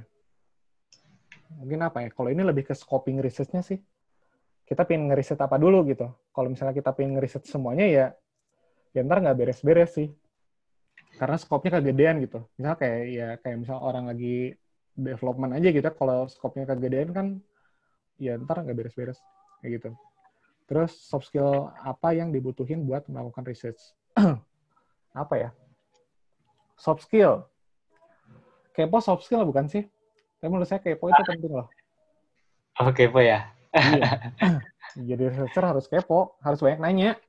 Harus banyak nanya ya? Harus lebih kritis juga gitu. Critical thinking juga iya. Kayak gitu. Karena apa ya? Karena sebagai researcher tuh kita kayak dituntut untuk banyak bertanya gitu loh. Nah kayak kita ngelihat brief atau apa, sebenarnya kita nggak boleh iya juga gitu. Kadang kita juga bisa nanya balik kan ke stakeholder gitu. Kayak, oh kenapa kayak gini, kenapa kayak gitu. Kayak gitu. Terus juga ya critical thinking, ya empati udah pasti lah ya gitu. Kayak kita jangan ada mindset kita tahu banget si user gitu. Ya kita harus dengar dulu dari mereka gitu. Baru kita bisa bilang kita tahu mereka kayak gitu. Kayak gitu so far. Terus apa lagi ya? Ya kerja tim itu pasti lah ya gitu. Bisa. Terus juga apa ya? Soft skill mungkin ini ya, harus kita jangan canggungan sih jadi orang gitu. Kadang saya pun sebenarnya jadi researcher tuh mengalahkan rasa takut saya soal canggung, soalnya kayak meskipun saya bawel gitu ketemu orang gitu, tapi awal-awal tetap kayak canggung gitu. Harus ya, mulai berani gitu. Ya, karena sebagai researcher tuh kita pasti ketemu orang baru, siapapun gitu, partisipan gitu, kayak ya udah mau nggak mau harus cepat bisa luas gitu. Gitu, karena kalau kitanya sendiri yang kaku gitu ya mereka juga makin kaku gitu, karena kan kita yang butuh gitu. Kayak gitu. Oke, ini ada dari Gojan juga. Mungkin seberapa penting sih kalau kita conduct research itu kita ngasih gift ke partisipan? Sebenarnya apa ya? Ini hukumnya sunnah sih sebenarnya. Sunnah ya. Dibilang wajib juga enggak. Balik lagi kita ada budgetnya atau enggak gitu. Iya, kecuali kalau misal kita emang dari kerjaan dari kantor emang udah ada budget untuk ngasih insentif, itu ya wajib gitu untuk kita kasihin karena budgetnya ada gitu. Nah mungkin untuk teman-teman yang lagi buat case study kali ya, untuk teman-teman untuk buat case study kan kalau ngeluarin insentif buat orang kan ini ya lumayan juga kan duitnya gitu kan, ya mendingan ya nggak harus dikasih insentif pun nggak apa-apa sih. Insentif paling ajaib yang saya kasih apa ya? Oh ini, saya ngasih motivasi. Asli gitu, kayak ini project ini sih kayak ya yang ngeriset di Mentify gitu kan, ngeriset ke menti-mentinya, terus juga kan saya nggak nyiapin insentif apa-apa kan, cuma kayak sebagai researcher kalau nggak ngasih apa-apa tuh kayak ngerasa bersalah gitu. Ya udah gitu, saya jadi si sesi riset tuh di akhir malah saya kayak ngasih pandangan gitu, berkarir di UX tuh kayak gini-gini, kayak ngasih semangat kayak gitu-gitu, jadi kayak ngerasa ya udahlah lebih tenang gitu dengan ngasih motivasi gitu. Unik juga sih, ternyata nggak harus duit ya kayak gitu ya, tapi balik lagi ya sebenarnya kalau idealnya sih ngasihnya kayak voucher kayak gitu. Voucher paling aman sih kalau ada ya gitu. Atau mungkin kalau sekarang mah kayak pakai saldo dana OVO GoPay pun kayak nggak masalah sih. Kayak gitu. Oke. Terus lagi nih. Ya, pokoknya kalau ada budgetnya lebih baik dikasih karena kan apa ya? Karena kan kita minta bantuan ke orang gitu dan seorang itu kan sudah mengorbankan waktunya untuk kita gitu. Jadi sebagai rasa terima kasih gitu ya. Ya etisnya kita ngasih sesuatu. Cuma kalau emang nggak ada, ya mungkin dalam rangka misalnya kayak kita lagi building case study kayak gitu ya sebenarnya nggak apa-apa sih gitu. Nggak harus ya gitu. Cuma ya kadang emang sih feeling guilty pasti ada sih. Ya cuma ada gimana lagi gitu kecuali kalau kita mau ngasih sesuatu kayak gitu. Oke, bisa lanjut dulu Kang kali ya. Oke, ini tadi ada yang nanya nih gimana Mas cara ngalahkan rasa canggung? Ya berani untuk sok kenal sok dekat aja sih gitu. Kadang kan rasa canggung tuh dibuat sama diri sendiri ya. Aduh saya nggak ini ya takut salah ngomong atau apa ya. Sebenarnya kita ketika ngobrol sama orang ya udah gitu. Ngalir aja gitu. Ya ntar juga nggak sih meskipun di awal-awal. Ya mungkin kayak kalau kita orangnya canggungan gitu ya. Mungkin kayak ketika kita ngeriset ke 1, 2, atau sampai 3 orang pertama tuh kita pasti canggung tapi kesananya udah mulai terbiasa. Kayak gitu. Jadi emang sering-sering latihan aja sih. Ntar juga hilang sendiri. Kayak gitu. Oke, boleh mungkin introvert tidak cocok untuk anak UX research ya, Kang? Oh, kata siapa? Aduh. Saya introvert loh. Tapi saya ngerasa introvert, tapi orang-orang nggak pernah percaya saya introvert. Kalian percaya nggak sih saya introvert? Enggak ya? Pasti tidak percaya. Sebenarnya kan kalau introvert ini kan lebih ke apa ya? Lebih ke energi ya gitu. Misal kayak orang introvert sering ketemu orang kan capek ya. Gitu. Mungkin tantangannya lebih ke apa ya? Lebih ke ini sih, kayak tenaga aja sih. Misal kalau orang introvert ya mungkin kayak bisa ngewawancara 2 orang sampai 3 orang juga udah cukup sih gitu. Biasanya karena lebih dari itu biasanya udah capek sih gitu. Udah kayak pingin sendiri aja untuk ngecas gitu ya, ngecas energi kayak gitu. Kecuali kalau extrovert mungkin karena biasa ketemu orang kali ya. Jadi kan kalau extrovert itu kan kalau seiring dengan banyaknya ketemu orang itu malah jadi makin seger ya gitu. Jadi emang bakal lebih kuat sih gitu untuk nanya orang yang lebih banyak gitu. Jadi emang bener nggak ada hubungannya dengan pemalu sih kayak gitu. Jadi mungkin untuk teman-teman yang introvert jangan excuse saya introvert gitu nggak malu ketemu orang nggak gitu. Kalau bisa jangan sih karena introvert dan malu itu beda gitu ya. Oke, ada lagi nih. Saya mau tanya, pertimbangan tahu dalam memilih metode yang mau kita pilih apa ya Kak? Soalnya kan banyak jenisnya. Jadi mungkin apa ya? Apakah apalagi orang yang baru dalam hal research, apakah memang harus trial dan error? Karena kalau cari tahu satu-satu kelebihan kekurangan, oke, menurut saya setelah baca, ya sebenarnya apa ya trial and error juga ujung-ujungnya gitu. Soalnya kayak bakal kerasa ini datanya kita puas atau enggak, ya ketika risetnya beres gitu, aduh pakai metode ini ternyata kita nggak dapat apa-apa atau dapatnya dikit gitu, coba pakai metode lain kayak gitu. Tapi kan mungkin secara teori kan ada panduannya gitu, kalau kita pengen cari tahu ini pakai metodenya ini kayak gitu, mungkin bisa banyak baca-baca buku juga soal metode kayak gitu. Nah mungkin saya juga bakal ngasih rekomendasi ya, ini catat nih buku-buku tentang metode ya. Kayak gimana? Oke, untuk metode ini buku-bukunya untuk yang pertama ada Universal Method of Design. Tuh. Nih. Terus bukunya Erika Hall juga ya, Just Enough Research. Ini juga ngebahas metode-metode. Jadi mungkin teman-teman yang misal kayak bingung ini pakai metode apa gitu, ya daripada ya nggak selamanya kita harus trial and error terus gitu ya, kan kita juga bisa lihat dari pengalaman orang gitu ya. Nah, ada Just Enough Research, terus apa lagi ya? Saya lupa sih. Pokoknya judulnya ada buku-buku research aja sih gitu. Mungkin bisa dicari ya sama teman-teman. Gitu. Oke. Mungkin satu pertanyaan lagi sebelum saya lanjut ya. Ini nyampe jam berapa sih? Jam 9 ya? 9 ya. Oke, nyampe jam 9 mah santai sih. Nah, ini ada yang terakhir nih, Rudy. portofolio untuk seorang UX researcher gimana nih?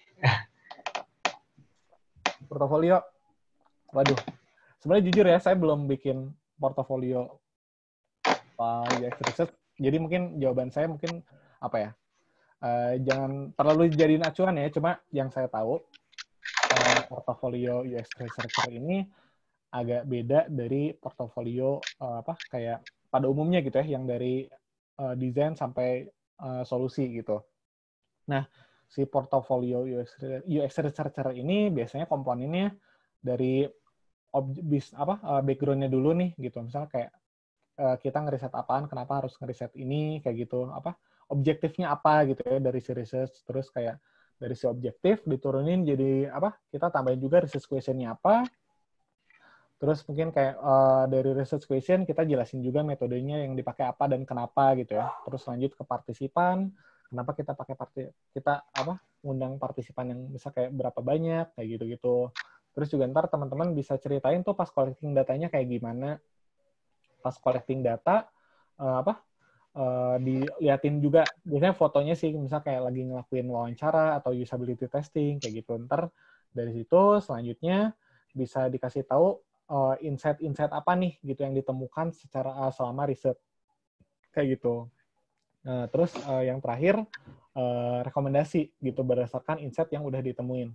Ya strukturnya so far kayak gitu sih. Tapi mungkin biasanya ada yang nambahin misal kayak conclusion atau mungkin what we learn ya gitu dari project ini, itu juga biasa kayak gitu. Cuma emang nggak terlalu fokus ke sisi desain, emang bener fokus di research-nya aja kayak gitu. Oke, semoga menjawab ya untuk portofolio gitu. Saya sebenarnya nggak bisa kasih contoh sampel sih karena juga belum ini ya belum pernah bikin juga karena belum perlu gitu kecuali mungkin biasanya kan orang bikin porto kan ketika dia lagi cari kerjaan baru ya kayak gitu, kebetulan lagi nggak mikirin ke sana, jadi ya emang belum butuh sih kayak gitu ya. Jadi sorry nggak bisa ngasih contoh kayak gitu. Oke, mungkin lanjut aja kali ya. Oke, lanjut. Nah, jadi ini buat teman-teman yang pingin nerapin riset nih ya, apalagi yang belum pernah gitu. Nah, mungkin ini saya ada cerita. Sebenarnya ini cerita yang agak seni-seni curhat sih, atau emang ini curhat banget kayak gitu. Jadi ini cerita pertama nih, ada orang yang baru banget belajar UI UX nih, lagi senang-senangnya bikin desain UI kayak gitu, bikin shot-shot ala dribble kayak gitu, dan pengen nyoba nerapin riset. Mulai dari mana? Nah, mungkin ini juga untuk teman-teman yang belum ini ya, yang belum pernah dan pingin coba nerapin research. Kalau menurut saya, nah ini sebenarnya saya mau ngeliatin contohnya dulu. Nah ini kerjaan saya sih, tahun 2017-an tuh. Kayaknya bikinnya masih pakai Photoshop deh, nggak tahu Adobe XD ya, lupa saya. Kayak gitu. Ya ini, saya pun sama seperti orang-orang pada umumnya yang dilakukan sekarang gitu ya, nge-share shot-shot kayak gitu. Cuma kebetulan dulu belum ada dribble, kayak gitu. Ya udah jadi di IG aja gitu. Kayak gitu. Nah, jadi masih ini nah, kalau saya saraninnya mungkin bisa coba, ini konteksnya lagi belajar ya gitu. Nah, mungkin teman-teman coba belajar ngelakuin evaluative research dulu kayak gitu. Nih, yang pertama teman-teman bisa ngelakuin heuristic evaluation kayak gitu. Karena kenapa saya nyaranin ini, karena metode ini salah satu yang paling cepat sih gitu untuk menemukan usability issue gitu. Karena kan kita sendiri yang ngelakuin. Nah, cuma kan yang jadi tantangan adalah kita harus ngerti ini 10 poin ini kayak gimana. Kayak gitu. Jadi ya kalau bisa teman-teman pelajarin dulu. Jadi ini untungnya apa sih gitu. Jadi ketika teman-teman ngedesain tuh teman-teman merhatiin poin-poin ini gitu. Oh, misal kalau mau bikin status bar enaknya gimana ya? Cuma diliatin progresnya aja atau kita kasih angka gitu berapa persen kayak gitu. Kayak progress bar kayak gitu ya. Kayak gitu. Misal kayak pingin namain sebuah icon gitu ya, bentuknya kita pingin ada sesuatu yang fungsinya itu bakal menghapus gitu ya. Ya berarti kan kita pakai icon yang cukup familiar gitu ya. Nah, dengan poin yang kedua misal kayak bikin nge-include icon tempat sampah kah atau apa kayak gitu dan lain sebagainya kayak gitu. Nah, pokoknya teman-teman coba ingat-ingat 10 poin ini gitu. ntar juga kalau teman-teman ingat sebenarnya pas ngedesain tuh secara nggak langsung terapin prinsip-prinsip ini sih biasanya kayak gitu. Jadi emang coba diingat dan coba diterapin gitu. Atau mungkin kalau teman-teman sekarang juga udah punya desain-desain yang kayak saya buat ini gitu. Mungkin teman-teman bisa coba desain ulang nih berdasarkan heuristic evaluation yang kalian lakuin kayak gitu. Itu juga bisa sih untuk latihan ya gitu. Yang penting di sini saya nekanin teman-teman untuk ngerti konsep usability kayak gitu. Mungkin bisa dicatat ya gitu. Konsep usability kalian mungkin harus tahu gitu. Terus kalau mau juga yang lebih effort gitu ya, bisa ngelakuin usability testing juga kayak gitu. Mau entah itu remote atau entah itu secara langsung kayak gitu. Cuma kan kalau kondisi kayak gini kan ngelakuin beauty kan ya agak susah juga kalau ketemu kayak gitu. Tapi balik lagi sih, kita ngelakuin UT-nya mau ngapain nih gitu. Apakah kita pingin ngukur atau kita pingin nge-improve nih desain yang udah ada gitu. Kita pingin tahu nih kenapa orang nggak ngeklik button ini, nggak ngeklik button itu. Nah ini teman-teman bisa ngelakuin usability testing yang kualitatif atau yang moderated. Nah, moderated itu kayak gimana? Jadi kayak kita ada di sana untuk kayak mantengin, tapi nggak cuma mantengin doang, tapi kita kayak ngegali juga gitu apa yang dia pikirin. Kayak gitu, misal, oh kenapa kamu ngeklik button ini gitu, emang ekspektasinya apa gitu. Dan misal, sekarang di halaman apa, terus apa yang kamu lihat gitu. Kayak kita tanya-tanya gitu untuk ngegali lebih dalam. Nah, itu kualitatif gitu. Nah, tapi kalau teman-teman pingin sesuatu yang ntar hasil UT-nya berupa angka gitu ya. Nah, teman-teman bisa manfaatin banyak tools gitu. Salah satunya Maze. Nah, Maze ini tools untuk kayak kita ngelakuin unmoderated usability testing gitu. Ini kebalikannya. Kalau yang tadi kan kita harus temenin terus tuh si partisipannya. Kalau ini kita bisa lepas gitu. Jadi si partisipannya ya udah suruh nyobain prototipe kita aja gitu. Tapi kita udah set up prototipenya dengan sedemikian rupa. Kayak ngasih task itu dia harus ngapain kayak gitu. Ntar hasilnya berupa report, misal kayak yang sukses berapa, terus kayak apa rata-rata waktu menyelesaikannya berapa dan lain sebagainya. Nah teman-teman bisa mulai dari sini kalau mau mulai UT ya gitu. Balik lagi sih, apakah teman-teman mau meluangkan waktu untuk kayak ngelakuin UT yang kualitatif gitu? Ya kalau ada waktu ya udah silakan kualitatif. Cuma kalau teman-teman pengennya kayak buru-buru nih gitu ya, pengen buru-buru dapat hasilnya gitu, ya pakainya yang kuantitatif kayak gitu. Nah balik lagi ini konteksnya dalam konteks belajar ya gitu, kayak gitu. Nah terus kayak pengen pakai UT bisa banget gitu, tapi yang harus teman-teman pikirin adalah bikin flow dulu gitu. Karena kan mungkin kalau di awal kita belajar desain, biasanya kan kita bikin cuma 2 screen ini kan. Tapi kan ini tidak menggambarkan sebuah flow kayak gitu. Ya mungkin ini bisa lah gitu, cuma ya 2 halaman gitu. Tapi kan kalau misal kayak gini kan nggak bisa gitu. Teman-teman harus buat flow-nya dulu dari awal. Kayak gitu. Nah, jadi teman-teman kan biasanya mungkin, atau saya sendiri ya, mungkin kalau saya sendiri dulu, mendesainnya ya udah bikin screen aja 2 gitu. Nah sekarang saya harus coba shifting mindsetnya daripada kita ngedesain screen, mending kita ngedesain alur kayak gitu. Jadi kita bikin alurnya kayak gitu. Jadi kalau kita udah bikin alurnya kan, kalau kita testing pun user udah jelas gitu dia bakal kemana aja kayak gitu. Jadi lebih interaktif juga prototipe yang kita buat.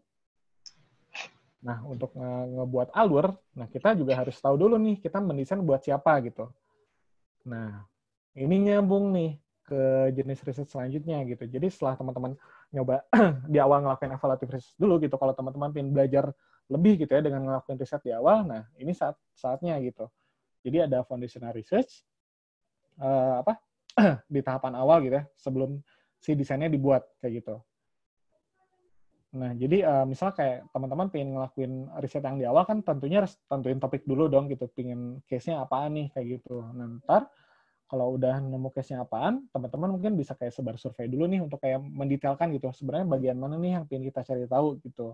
Nah, selanjutnya teman-teman bisa follow up lagi gitu dengan ngelakuin in-depth interview gitu. In-depth interview, nanti datanya diolah, nanti sampai si insight-nya diubah jadi bentuk persona kayak gitu.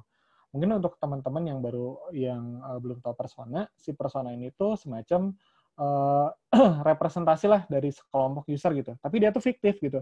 Tapi data-datanya itu mewakilin kelompok user tertentu kayak gitu. Komponennya macam-macam. Dia punya semacam goals, frustration, terus kayak biografinya kayak apa, bionya kayak gimana kayak gitu. Terus apa yang dia suka. Nah biasanya memuat informasi-informasi kayak gitu. Nah setelah teman-teman buat persona, nah teman-teman bisa translate si persona ini jadi sebuah skenario kayak gitu. Jadi mungkin teman-teman dari sini coba ambil goals-nya deh gitu. Jadi bikin skenario gimana caranya si user bisa mencapai goals-nya kayak gitu. Nah, dari si skenario itu ntar teman-teman baru deh gitu bisa dibuat jadi semacam alur kayak gitu. Jadi emang prosesnya bakal lebih panjang tapi sangat worth it untuk dilakukan gitu. Jadi kita mendesain udah nggak demi kepuasan sendiri gitu. Jadi kita udah mindsetnya udah beda nih. Kita ngedesain ya untuk si user kayak gitu. Dan ini mindset yang bagus dan harus dilatih kalau menurut saya kayak gitu. Ya meskipun teman-teman mau fokus di UI pun sebenarnya nggak apa-apa. Cuma dengan ngerti hal-hal seperti ini bakal ngebuat desain kalian tuh ya user centric kayak gitu. Nah ini cerita kedua nih. Ini curhat lagi sih sebenarnya. Nah yang kedua ini desainer yang sendirian gitu, one man designer lah gitu. Mungkin kayak cerita saya sebelum tadi mulai present. Jadi ya fokusnya ya bikin desain aja gitu ya. Dari kantornya mungkin karena stakeholdernya ngerti UX itu ya udah bikin desain gitu. Ya udahlah kamu bikin desainnya aja kayak gitu. Tapi mungkin sebagai orang UX kan kita juga ada responsibility untuk untuk nerapin aspek user experience ini kan gitu. Jadi ya udah deh kita pengen coba nerapin research gitu. Nah, sebenarnya kayak starting point-nya masih sama kayak tadi gitu. Kayak orang-orang yang baru belajar research gitu. Jadi untuk Untuk mulai nerapin research, kalau saya sih ini berdasarkan pengalaman sih. Saya dulu karena agak bingung juga gitu karena kan baru awal-awal kerja juga agak bingung juga nih gimana caranya nerapin UX gitu ya. Terus ya udah saya mikir yang paling gampang aja gitu. Ya udah ngapain ngelakuin heuristic evaluation kayak gitu. Jadi jadi si heuristic evaluation ini jatuhnya kayak disempet-sempetin gitu. Jadi kita kayak plan segimana macam heuristiknya harus kayak gimana, tapi lebih ke, kita beres ngedesain, ya udah deh kita cek lagi nih secara heuristik udah memenuhi 10 kaidah ini nggak gitu.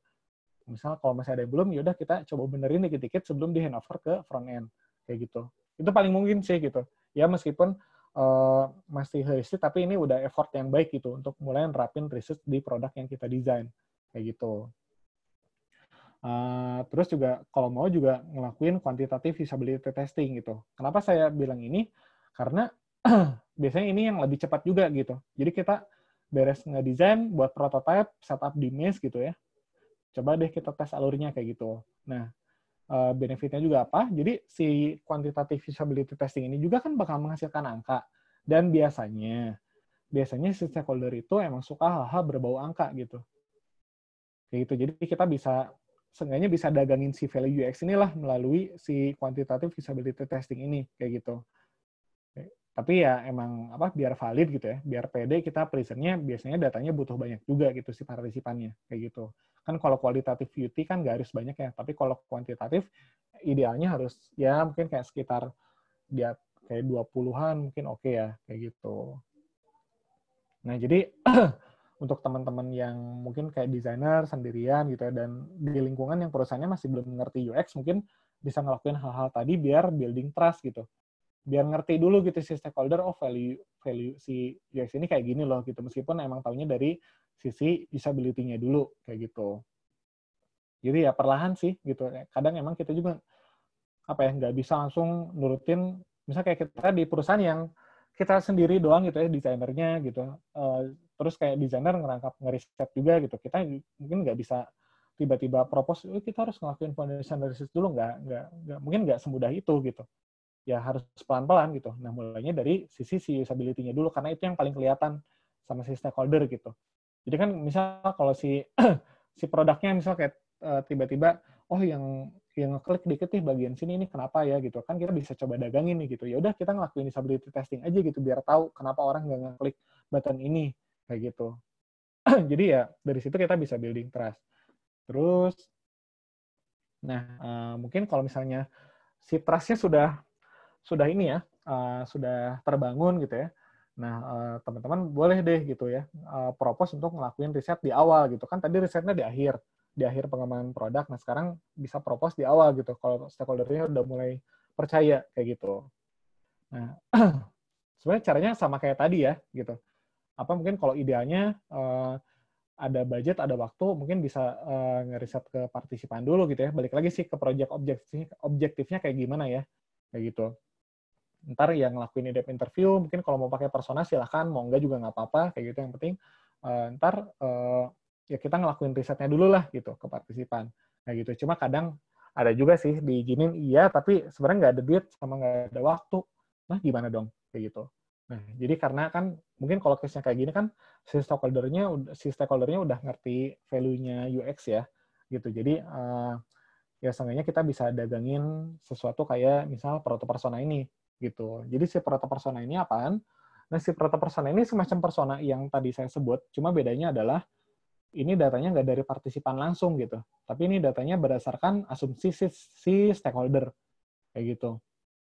Dan ini tuh apa ya, bisa cukup membantu sih gitu, karena ya seenggaknya kita bisa tahu lah si user kayak gimana meskipun dari pandangannya si stakeholder ya gitu. Ya ntar mungkin kita bisa perbaiki lah gitu di iterasi-iterasi selanjutnya gitu dengan ngeriset secara langsung kayak gitu. Yang penting ya emang dagang ini harus pelan-pelan sih, dagangin si UX ini ya gitu. Jadi emang mungkin untuk teman-teman yang desainer sendirian gitu ya, terus juga stakeholdernya masih belum terlalu ngerti UX sebenarnya itu kayak gimana, ya mungkin ya bakal pelan-pelan dulu sih untuk menerapin dikit-dikit gitu.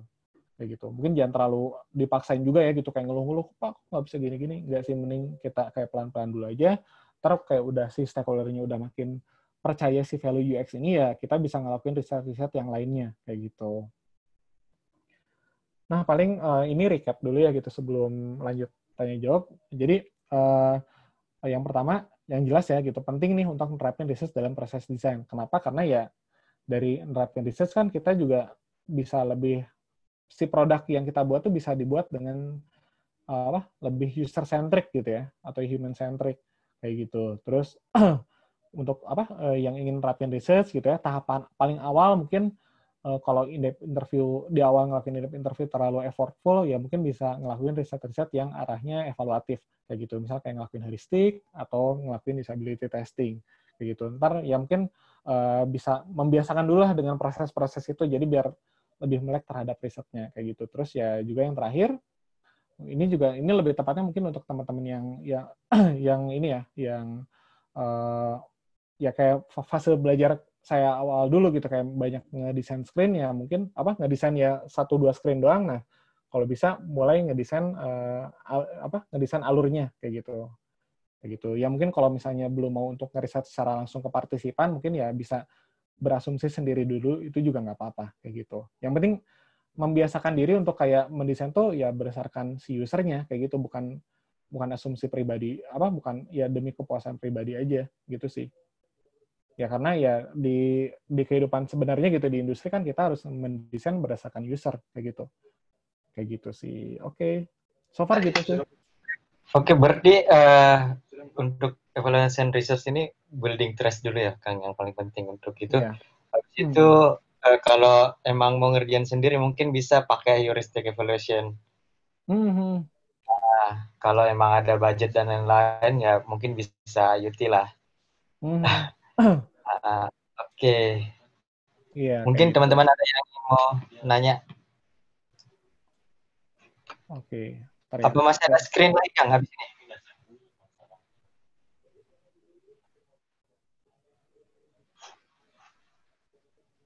Oke, bikin alur touchpoint-nya dari mana? Oke, bikin alur touchpoint-nya dari mana ya? Maksudnya gimana ya?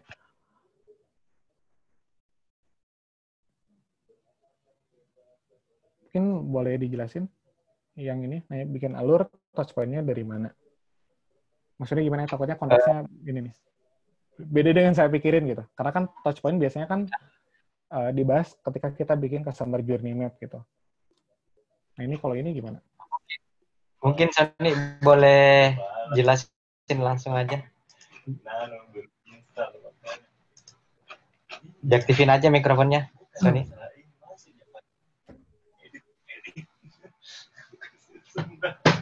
Halo. Halo Mas. Halo. Oke.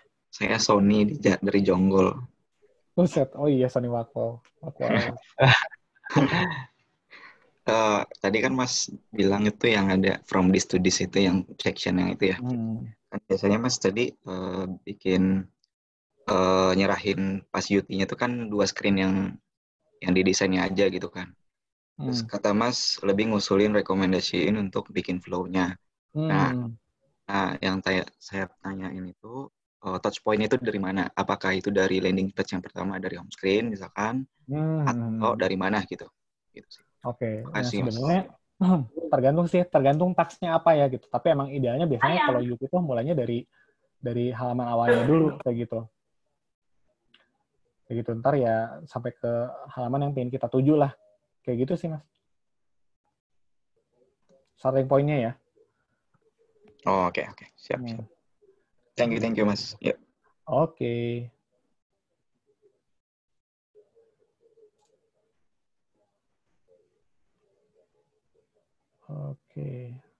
Seberapa penting dokumentasi dalam proses research?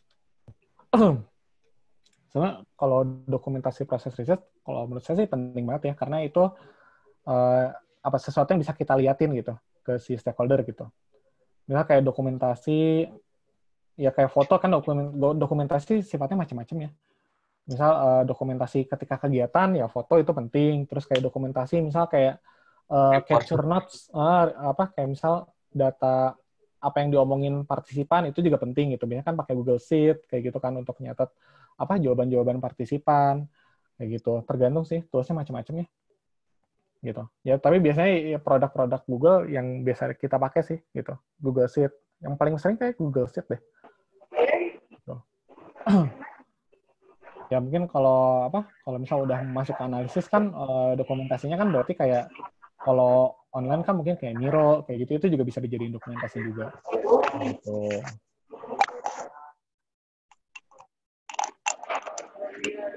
Oke. Kang, aplikasi apa aja yang perlu untuk memulai UX design? Apa ya? Memulai desainnya atau gimana nih? Sebenarnya kalau UX design kan itu kayak luas banget ya. Mungkin ya ketika desain ya pasti lah gitu ya. Tools yang dipakai mungkin Figma kayak gitu. Mungkin kalau misalnya pas lagi bikin pas lagi nganalisis gitu ya, pas lagi nganalisis juga misal bisa pakai Miro atau Figma kayak gitu. Bikin flow juga bisa pakai Figma sih sebenarnya, kayak untuk kayak kerjaan desain tuh ya, apalagi kayak UX design sebenarnya kayak di satu tools aja udah cukup sih, di Figma doang juga ya gitu. Kalau ngomongin tools kayak gitu. Ini ada lagi.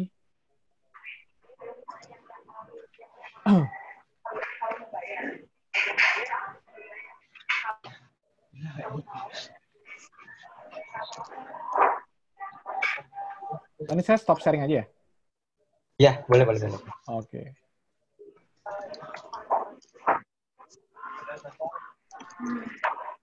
Kayak gitu, mungkin lanjut lagi ya.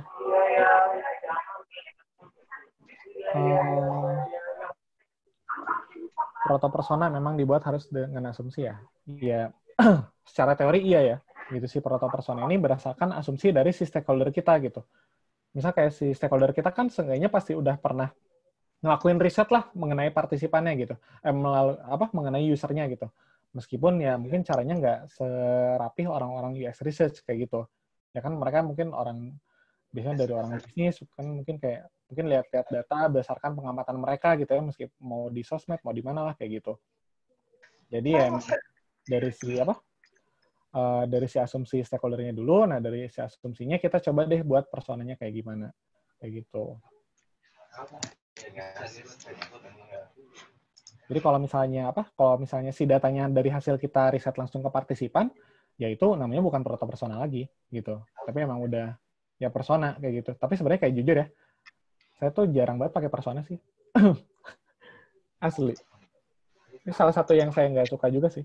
Maksudnya kan persona itu salah satu tools atau framework kayak gitu dalam menjelaskan sebuah insight. Tapi ya sebenarnya nggak harus semua project pakai persona juga sih. Cuma persona ini lebih jadi pembuka lah gitu, biar kita tuh melek gitu, kita mendesain untuk user kayak gitu, karena si usernya ada nih bentuknya kayak gitu kan, meskipun ya dalam bentuk dokumen gitu yang namanya persona kayak gitu.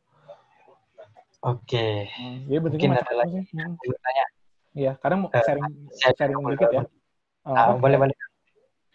kayak saya misal kayak nemu insight, misal kayak ngelakuin riset terus kayak dapat insight, sebenarnya nggak langsung ditranslate jadi persona sih gitu. Kadang insight pun kayak udah cukup menjelaskan, ya udah kita langsung buat rekomendasinya, ntar ya udah di ideation aja langsung. Jadi nggak selalu harus pakai persona gitu. Tapi balik lagi ya, kalau misal di perusahaannya emang cocoknya menjelaskan sesuatu itu harus pakai persona, ya emang harus dibuat gitu. Jadi balik lagi ke perusahaannya. Kayak gitu. Kalau ada perusahaan yang emang sebenarnya nggak harus pakai persona, kan persona itu salah satu framework gitu, kayak yang saya bilang tadi. Misal kalau kita mau pakai yang lain gitu ya bentuknya, misal kayak jobs to be done juga itu bisa. Macam-macam. Mau pakai empathy map juga bisa. Kayak gitu. Jadi balik lagi. Ya, yang menurut kalian ini lebih kepake mana, ya pakai itu. Kayak gitu.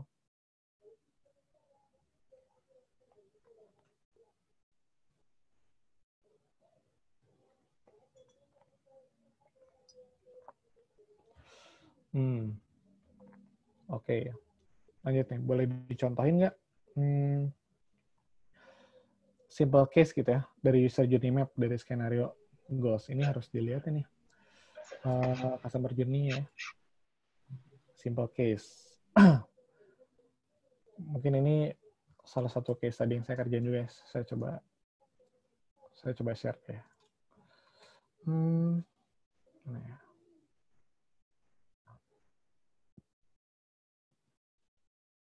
Bentar ya.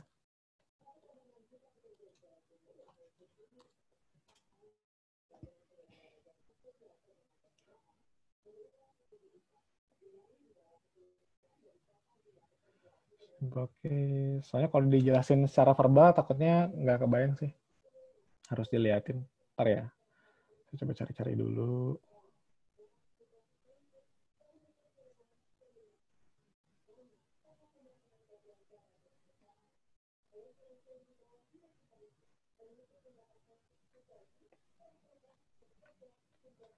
Saya share screen lagi ya untuk ngeliatin contoh untuk user journey map ya. Sebenarnya kalau saya adanya contohnya customer journey map sih, cuma ya nggak jauh beda ya. Bedanya cuma konteksnya aja sih biasanya. Nah, ini salah satu contohnya nih. Jadi ini case-nya masih kayak yang tadi ibu beli perlengkapan bayi. Jadi kita kayak punya personanya dulu. Jadi si customer journey map itu kan nggak cuma ketika si user pakai aplikasinya doang kan, tapi kayak sebelum pakai aplikasinya juga kayak gitu. Nah ini saya punya contohnya. Jadi ini kayak saya punya persona, goals-nya pengen dapat perlengkapan yang harganya murah tapi kualitasnya bagus kayak gitu. Kan fasenya macam-macam tuh. Kayak misal discovery, dia ngelihat nyari-nyari barang, terus kayak dia compare barangnya yang satu dengan yang lainnya. Terus choose item atau milih barang ya gitu.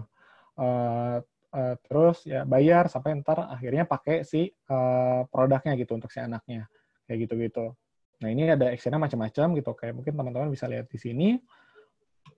Nah ntar misal kayak touch point-nya kayak gimana gitu di tahapan ini, touch point-nya kayak dia yang berinteraksi langsung, kan touch point itu kayak bagian dari sebuah layanan atau produk yang berinteraksi langsung dengan si usernya gitu ya.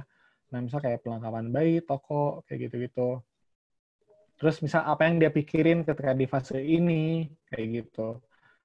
Terus emosinya kayak gimana gitu di discovery. Misal kayak ini contohnya, karena kan nyari keperluan anak tuh bagi ibu-ibu kan, bagi orang tua gitu ya. Ini correct me if I'm wrong juga sih. Jadi kalau berdasarkan riset kemarin, jadi yang saya tahu dari mereka tuh ketika beli perlengkapan tuh dalam keadaan yang was-was. Karena apa? Jadi kayak mereka harus beli baju atau pakaian, tapi mereka nggak tahu ukurannya cocok atau enggak gitu, karena ya anaknya masih di dalam perut, kayak gitu. Itu jadi saya masukin ke bagian emotion gitu, bingung dan was-was. Terus pain point-nya apa gitu ya? Pain point-nya nggak bisa prediksi ukuran baju, terus kayak ntar opportunity-nya kayak gimana gitu. Misal kayak baju dikirimkan setelah anaknya lahir, misalnya kayak gitu. Nah, ini untuk customer journey map. Nah, untuk user journey map sebenarnya nggak jauh beda sih, cuma biasanya konteksnya di dalam penggunaan aplikasi. Kayak gitu. Misal kayak di halaman discovery, misal kayak di e-commerce gitu ya, di halaman discovery, dia misal kayak ngeliat barang-barang, terus nge-compare juga sebenarnya ini juga apply ke konteks produk digital juga sih. Misalnya kayak lagi di layar pun, ya aktivitas yang dilakuin kan masih sama gitu. Kayak nyari barang, nge-compare, pilih barangnya, bayar, kayak gitu, terus nyampe, kayak gitu. Ya, so far contohnya kayak gini sih. Gitu. Ya mungkin kalau misalnya di produk digital, misalnya kayak di halaman discovery, mungkin touch point-nya beda-beda gitu. Misalnya kayak touch point-nya, misal flash sale gitu ya, itu bisa kayak kan discovery kan biasanya suka ada flash sale kayak gitu-gitu, atau enggak mungkin kayak barang-barang yang direkomendasiin itu contohnya bisa digunain juga. So far kayak gitu. Oke ya. Oke, mungkin ada lagi yang mau bertanya. Masih ada 16 menit nih. Oke. Lanjut. Oke, kalau usability testing berapa banyak partisipan untuk data yang valid? Mungkin tadi saya udah sempat singgung juga ya. Ya, ini udah tadi.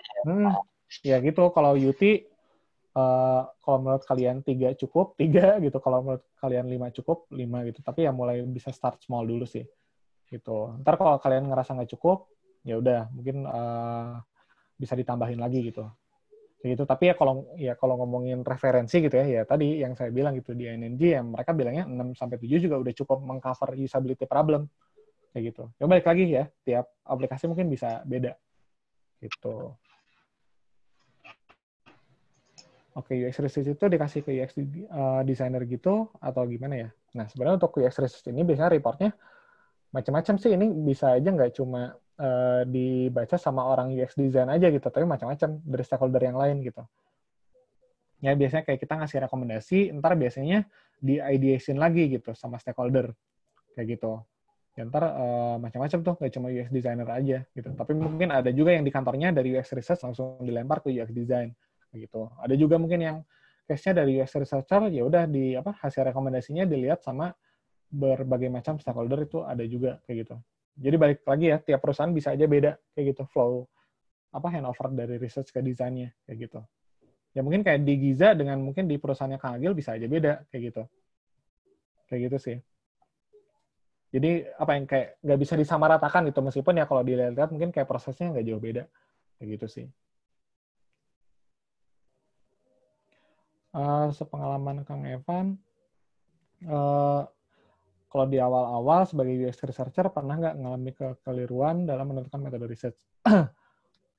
Ya sebenarnya untuk apa ya? Yang ngalamin kekeliruan kayak gini sih sebenarnya kayak ya bisa aja terjadi sih gitu ya. Ya biasanya kan ini tuh kayak sesuatu yang terlanjur basah gitu. Ya udah kita ngelakuin riset, kita nggak mungkin dong balik lagi gitu. Ya udah ntar di next research kita perbaiki gitu. Tapi kan yang penting kita udah belajar. Oh ternyata lain kali kalau kasusnya kayak gini kita jangan pakai metode ini gitu. Kayak gitu. Bisa pakai metode yang ternyata lebih layak gitu. Emang sih butuh trial dan error juga gitu. Gitu. So far kayak gitu untuk apa ya? Untuk kayak ngatasi kekeliruan gitu ya. So far gitu sih.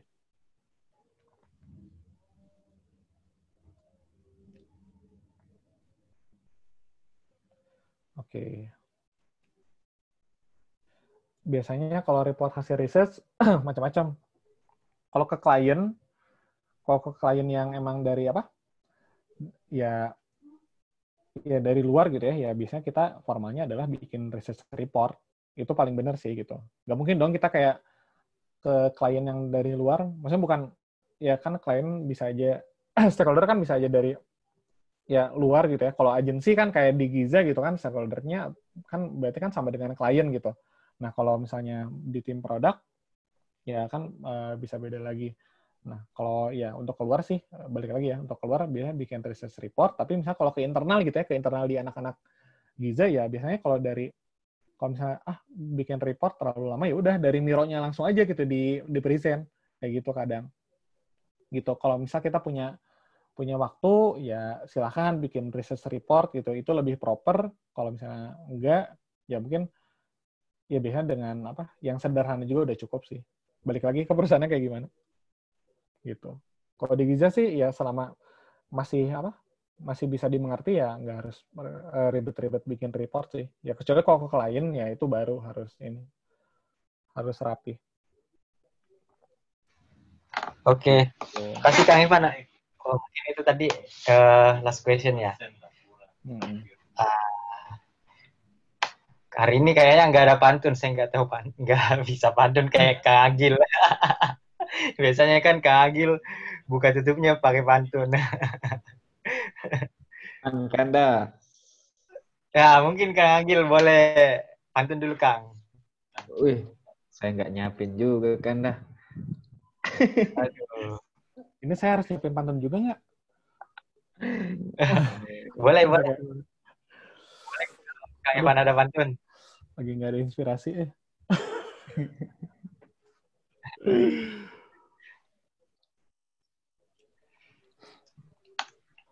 Udah mungkin sesi foto bareng kali ya. Oke, boleh Kanda. Ada Kanda Herul mungkin ya. Ayo teman-teman nyalakan kameranya.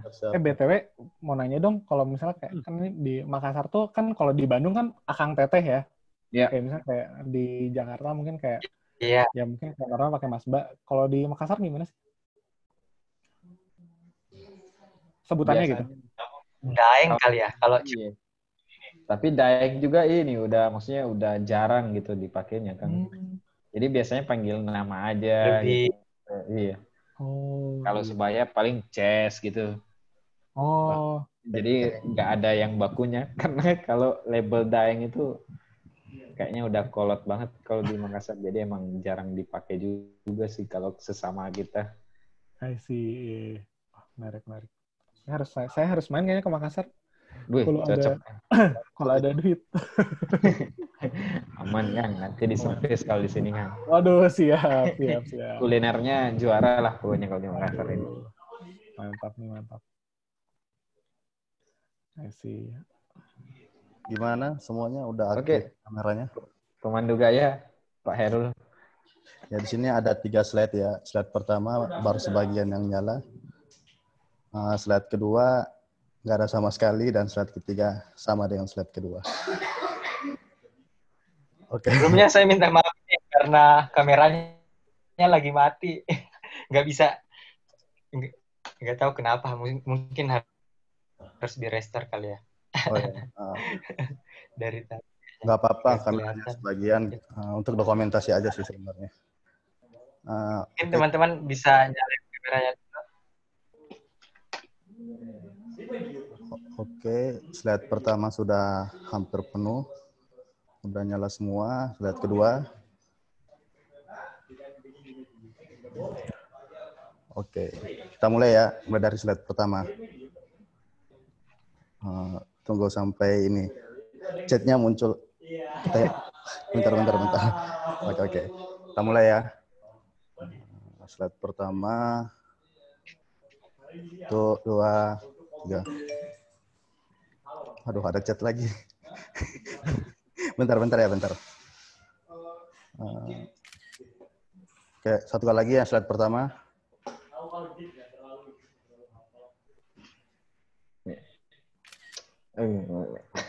Mungkin boleh dong sekali ini apa simbolnya UX itu. Wakanda. Udah lama nih, bener asli udah lama saya nggak ginian.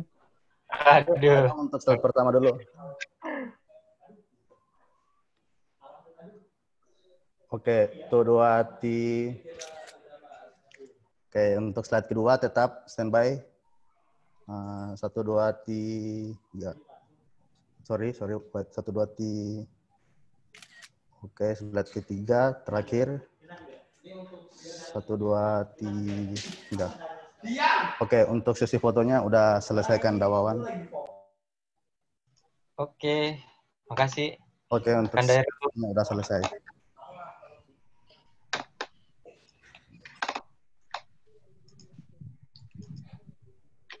Oh iya, misal kalau ini ya, kalau misal ada yang mau nanya-nanya gitu lebih lanjut gitu ya. Misal kalau nggak keburu di sini bisa via ini sih, via Instagram saya ya gitu. Boleh DM gitu. Mau follow juga silakan, tapi Instagram saya sangat personal dan tidak berfaedah gitu ya. Kadang saya suka upload video TikTok kayak gitu, terus kayak pakai filter-filter yang lucu-lucu gitu. Jadi jadi jangan mengharapkan saya bikin konten riset di sana ya gitu. Gitu. Jadi ya mau nanya via DM Instagram boleh. Fallback bisa sih. Tadi juga ada yang nanya untuk presentasinya boleh di-share nggak, Kang? Mungkin karena ini bakal di-upload di YouTube juga ya. Oh iya. Biasanya kan di-upload di YouTube, paling dari situ aja kali ya. Itu. Oke, mungkin untuk malam ini sudah IG-nya. Promosi dikit ya. Boleh Kang. Evan Gilang _ gitu. Cuma ya gitu, jangan mengharapkan saya bikin konten-konten research yang gimana banget ya gitu. Saya bukan akun-akun seleb. Emang personal banget IG saya tuh. Ya banyaknya isinya bercandaan sih gitu. Tapi kalau mau nanya-nanya silakan. Kayak gitu. LinkedIn juga bisa, cuma saya jarang banget buka LinkedIn. Evan Gilang Ramadan. Bikin konten research di TikTok, buset. Boleh lah. Nunggu inspirasi. Malu Saya di TikTok tuh ya, kalau nggak karaokean, saya joget-joget. Udah itu aja. Tapi apa ya, kayak jujur ya, kayak buka TikTok tuh salah satu alternatif sih. Ya mungkin kalau teman-teman mau cari konten yang segar, biasanya di sana sih. Karena buka IG suka pusing sendiri nih. Mending buka yang happy-happy. Gitu. Research TikTok. Oke. Kandawawan, udah beres ya? Kalau gitu, karena Kandawawan request pantun, kita kasihlah ke pantun. Oke, panas dingin karena meriang. Di kesempatan. Kenalkan akan kita, Kang Evan, si narasumber rupawan. Oh iya, mantap. Satu lagi nih. Putih-putih bunga melati, harum mewangi di pagi hari. Sharing kita cukup sampai di sini. Jika rindu, buka YouTube-nya aja. Mungkin itu aja dari dari teman-teman UXID Makassar. Terima kasih banyak Kang Evan atas waktunya. Semoga ilmunya bermanfaat untuk kita semua. Jangan kapok diajak buat sharing-sharing lagi buat teman-teman yang ada di sini. Semuanya juga terima kasih sudah hadir, sudah meluangkan waktunya untuk ikut acara UXID Makassar. Jangan lupa nanti akan ada acara-acara seperti ini juga. Infonya akan kita sampaikan melalui Instagram atau Telegram. Mungkin itu aja. Terima kasih. Assalamualaikum warahmatullahi wabarakatuh. Terima kasih Kang Evan. Yuk, sama-sama Kang. Thank you ya. Boleh follow juga UXID Bandung dan Giza Lab. Nah, itu. Jangan lupa Bandung dan Giza Lab. Ya. Di Bandung. Oke. Terima kasih. Ya, oke, thank you ya. Thank you Kang Agil. Thank you tim UXID Makassar. Thank you banget, keren banget. Thank you Oke juga. ya. Pamit ya. Assalamualaikum.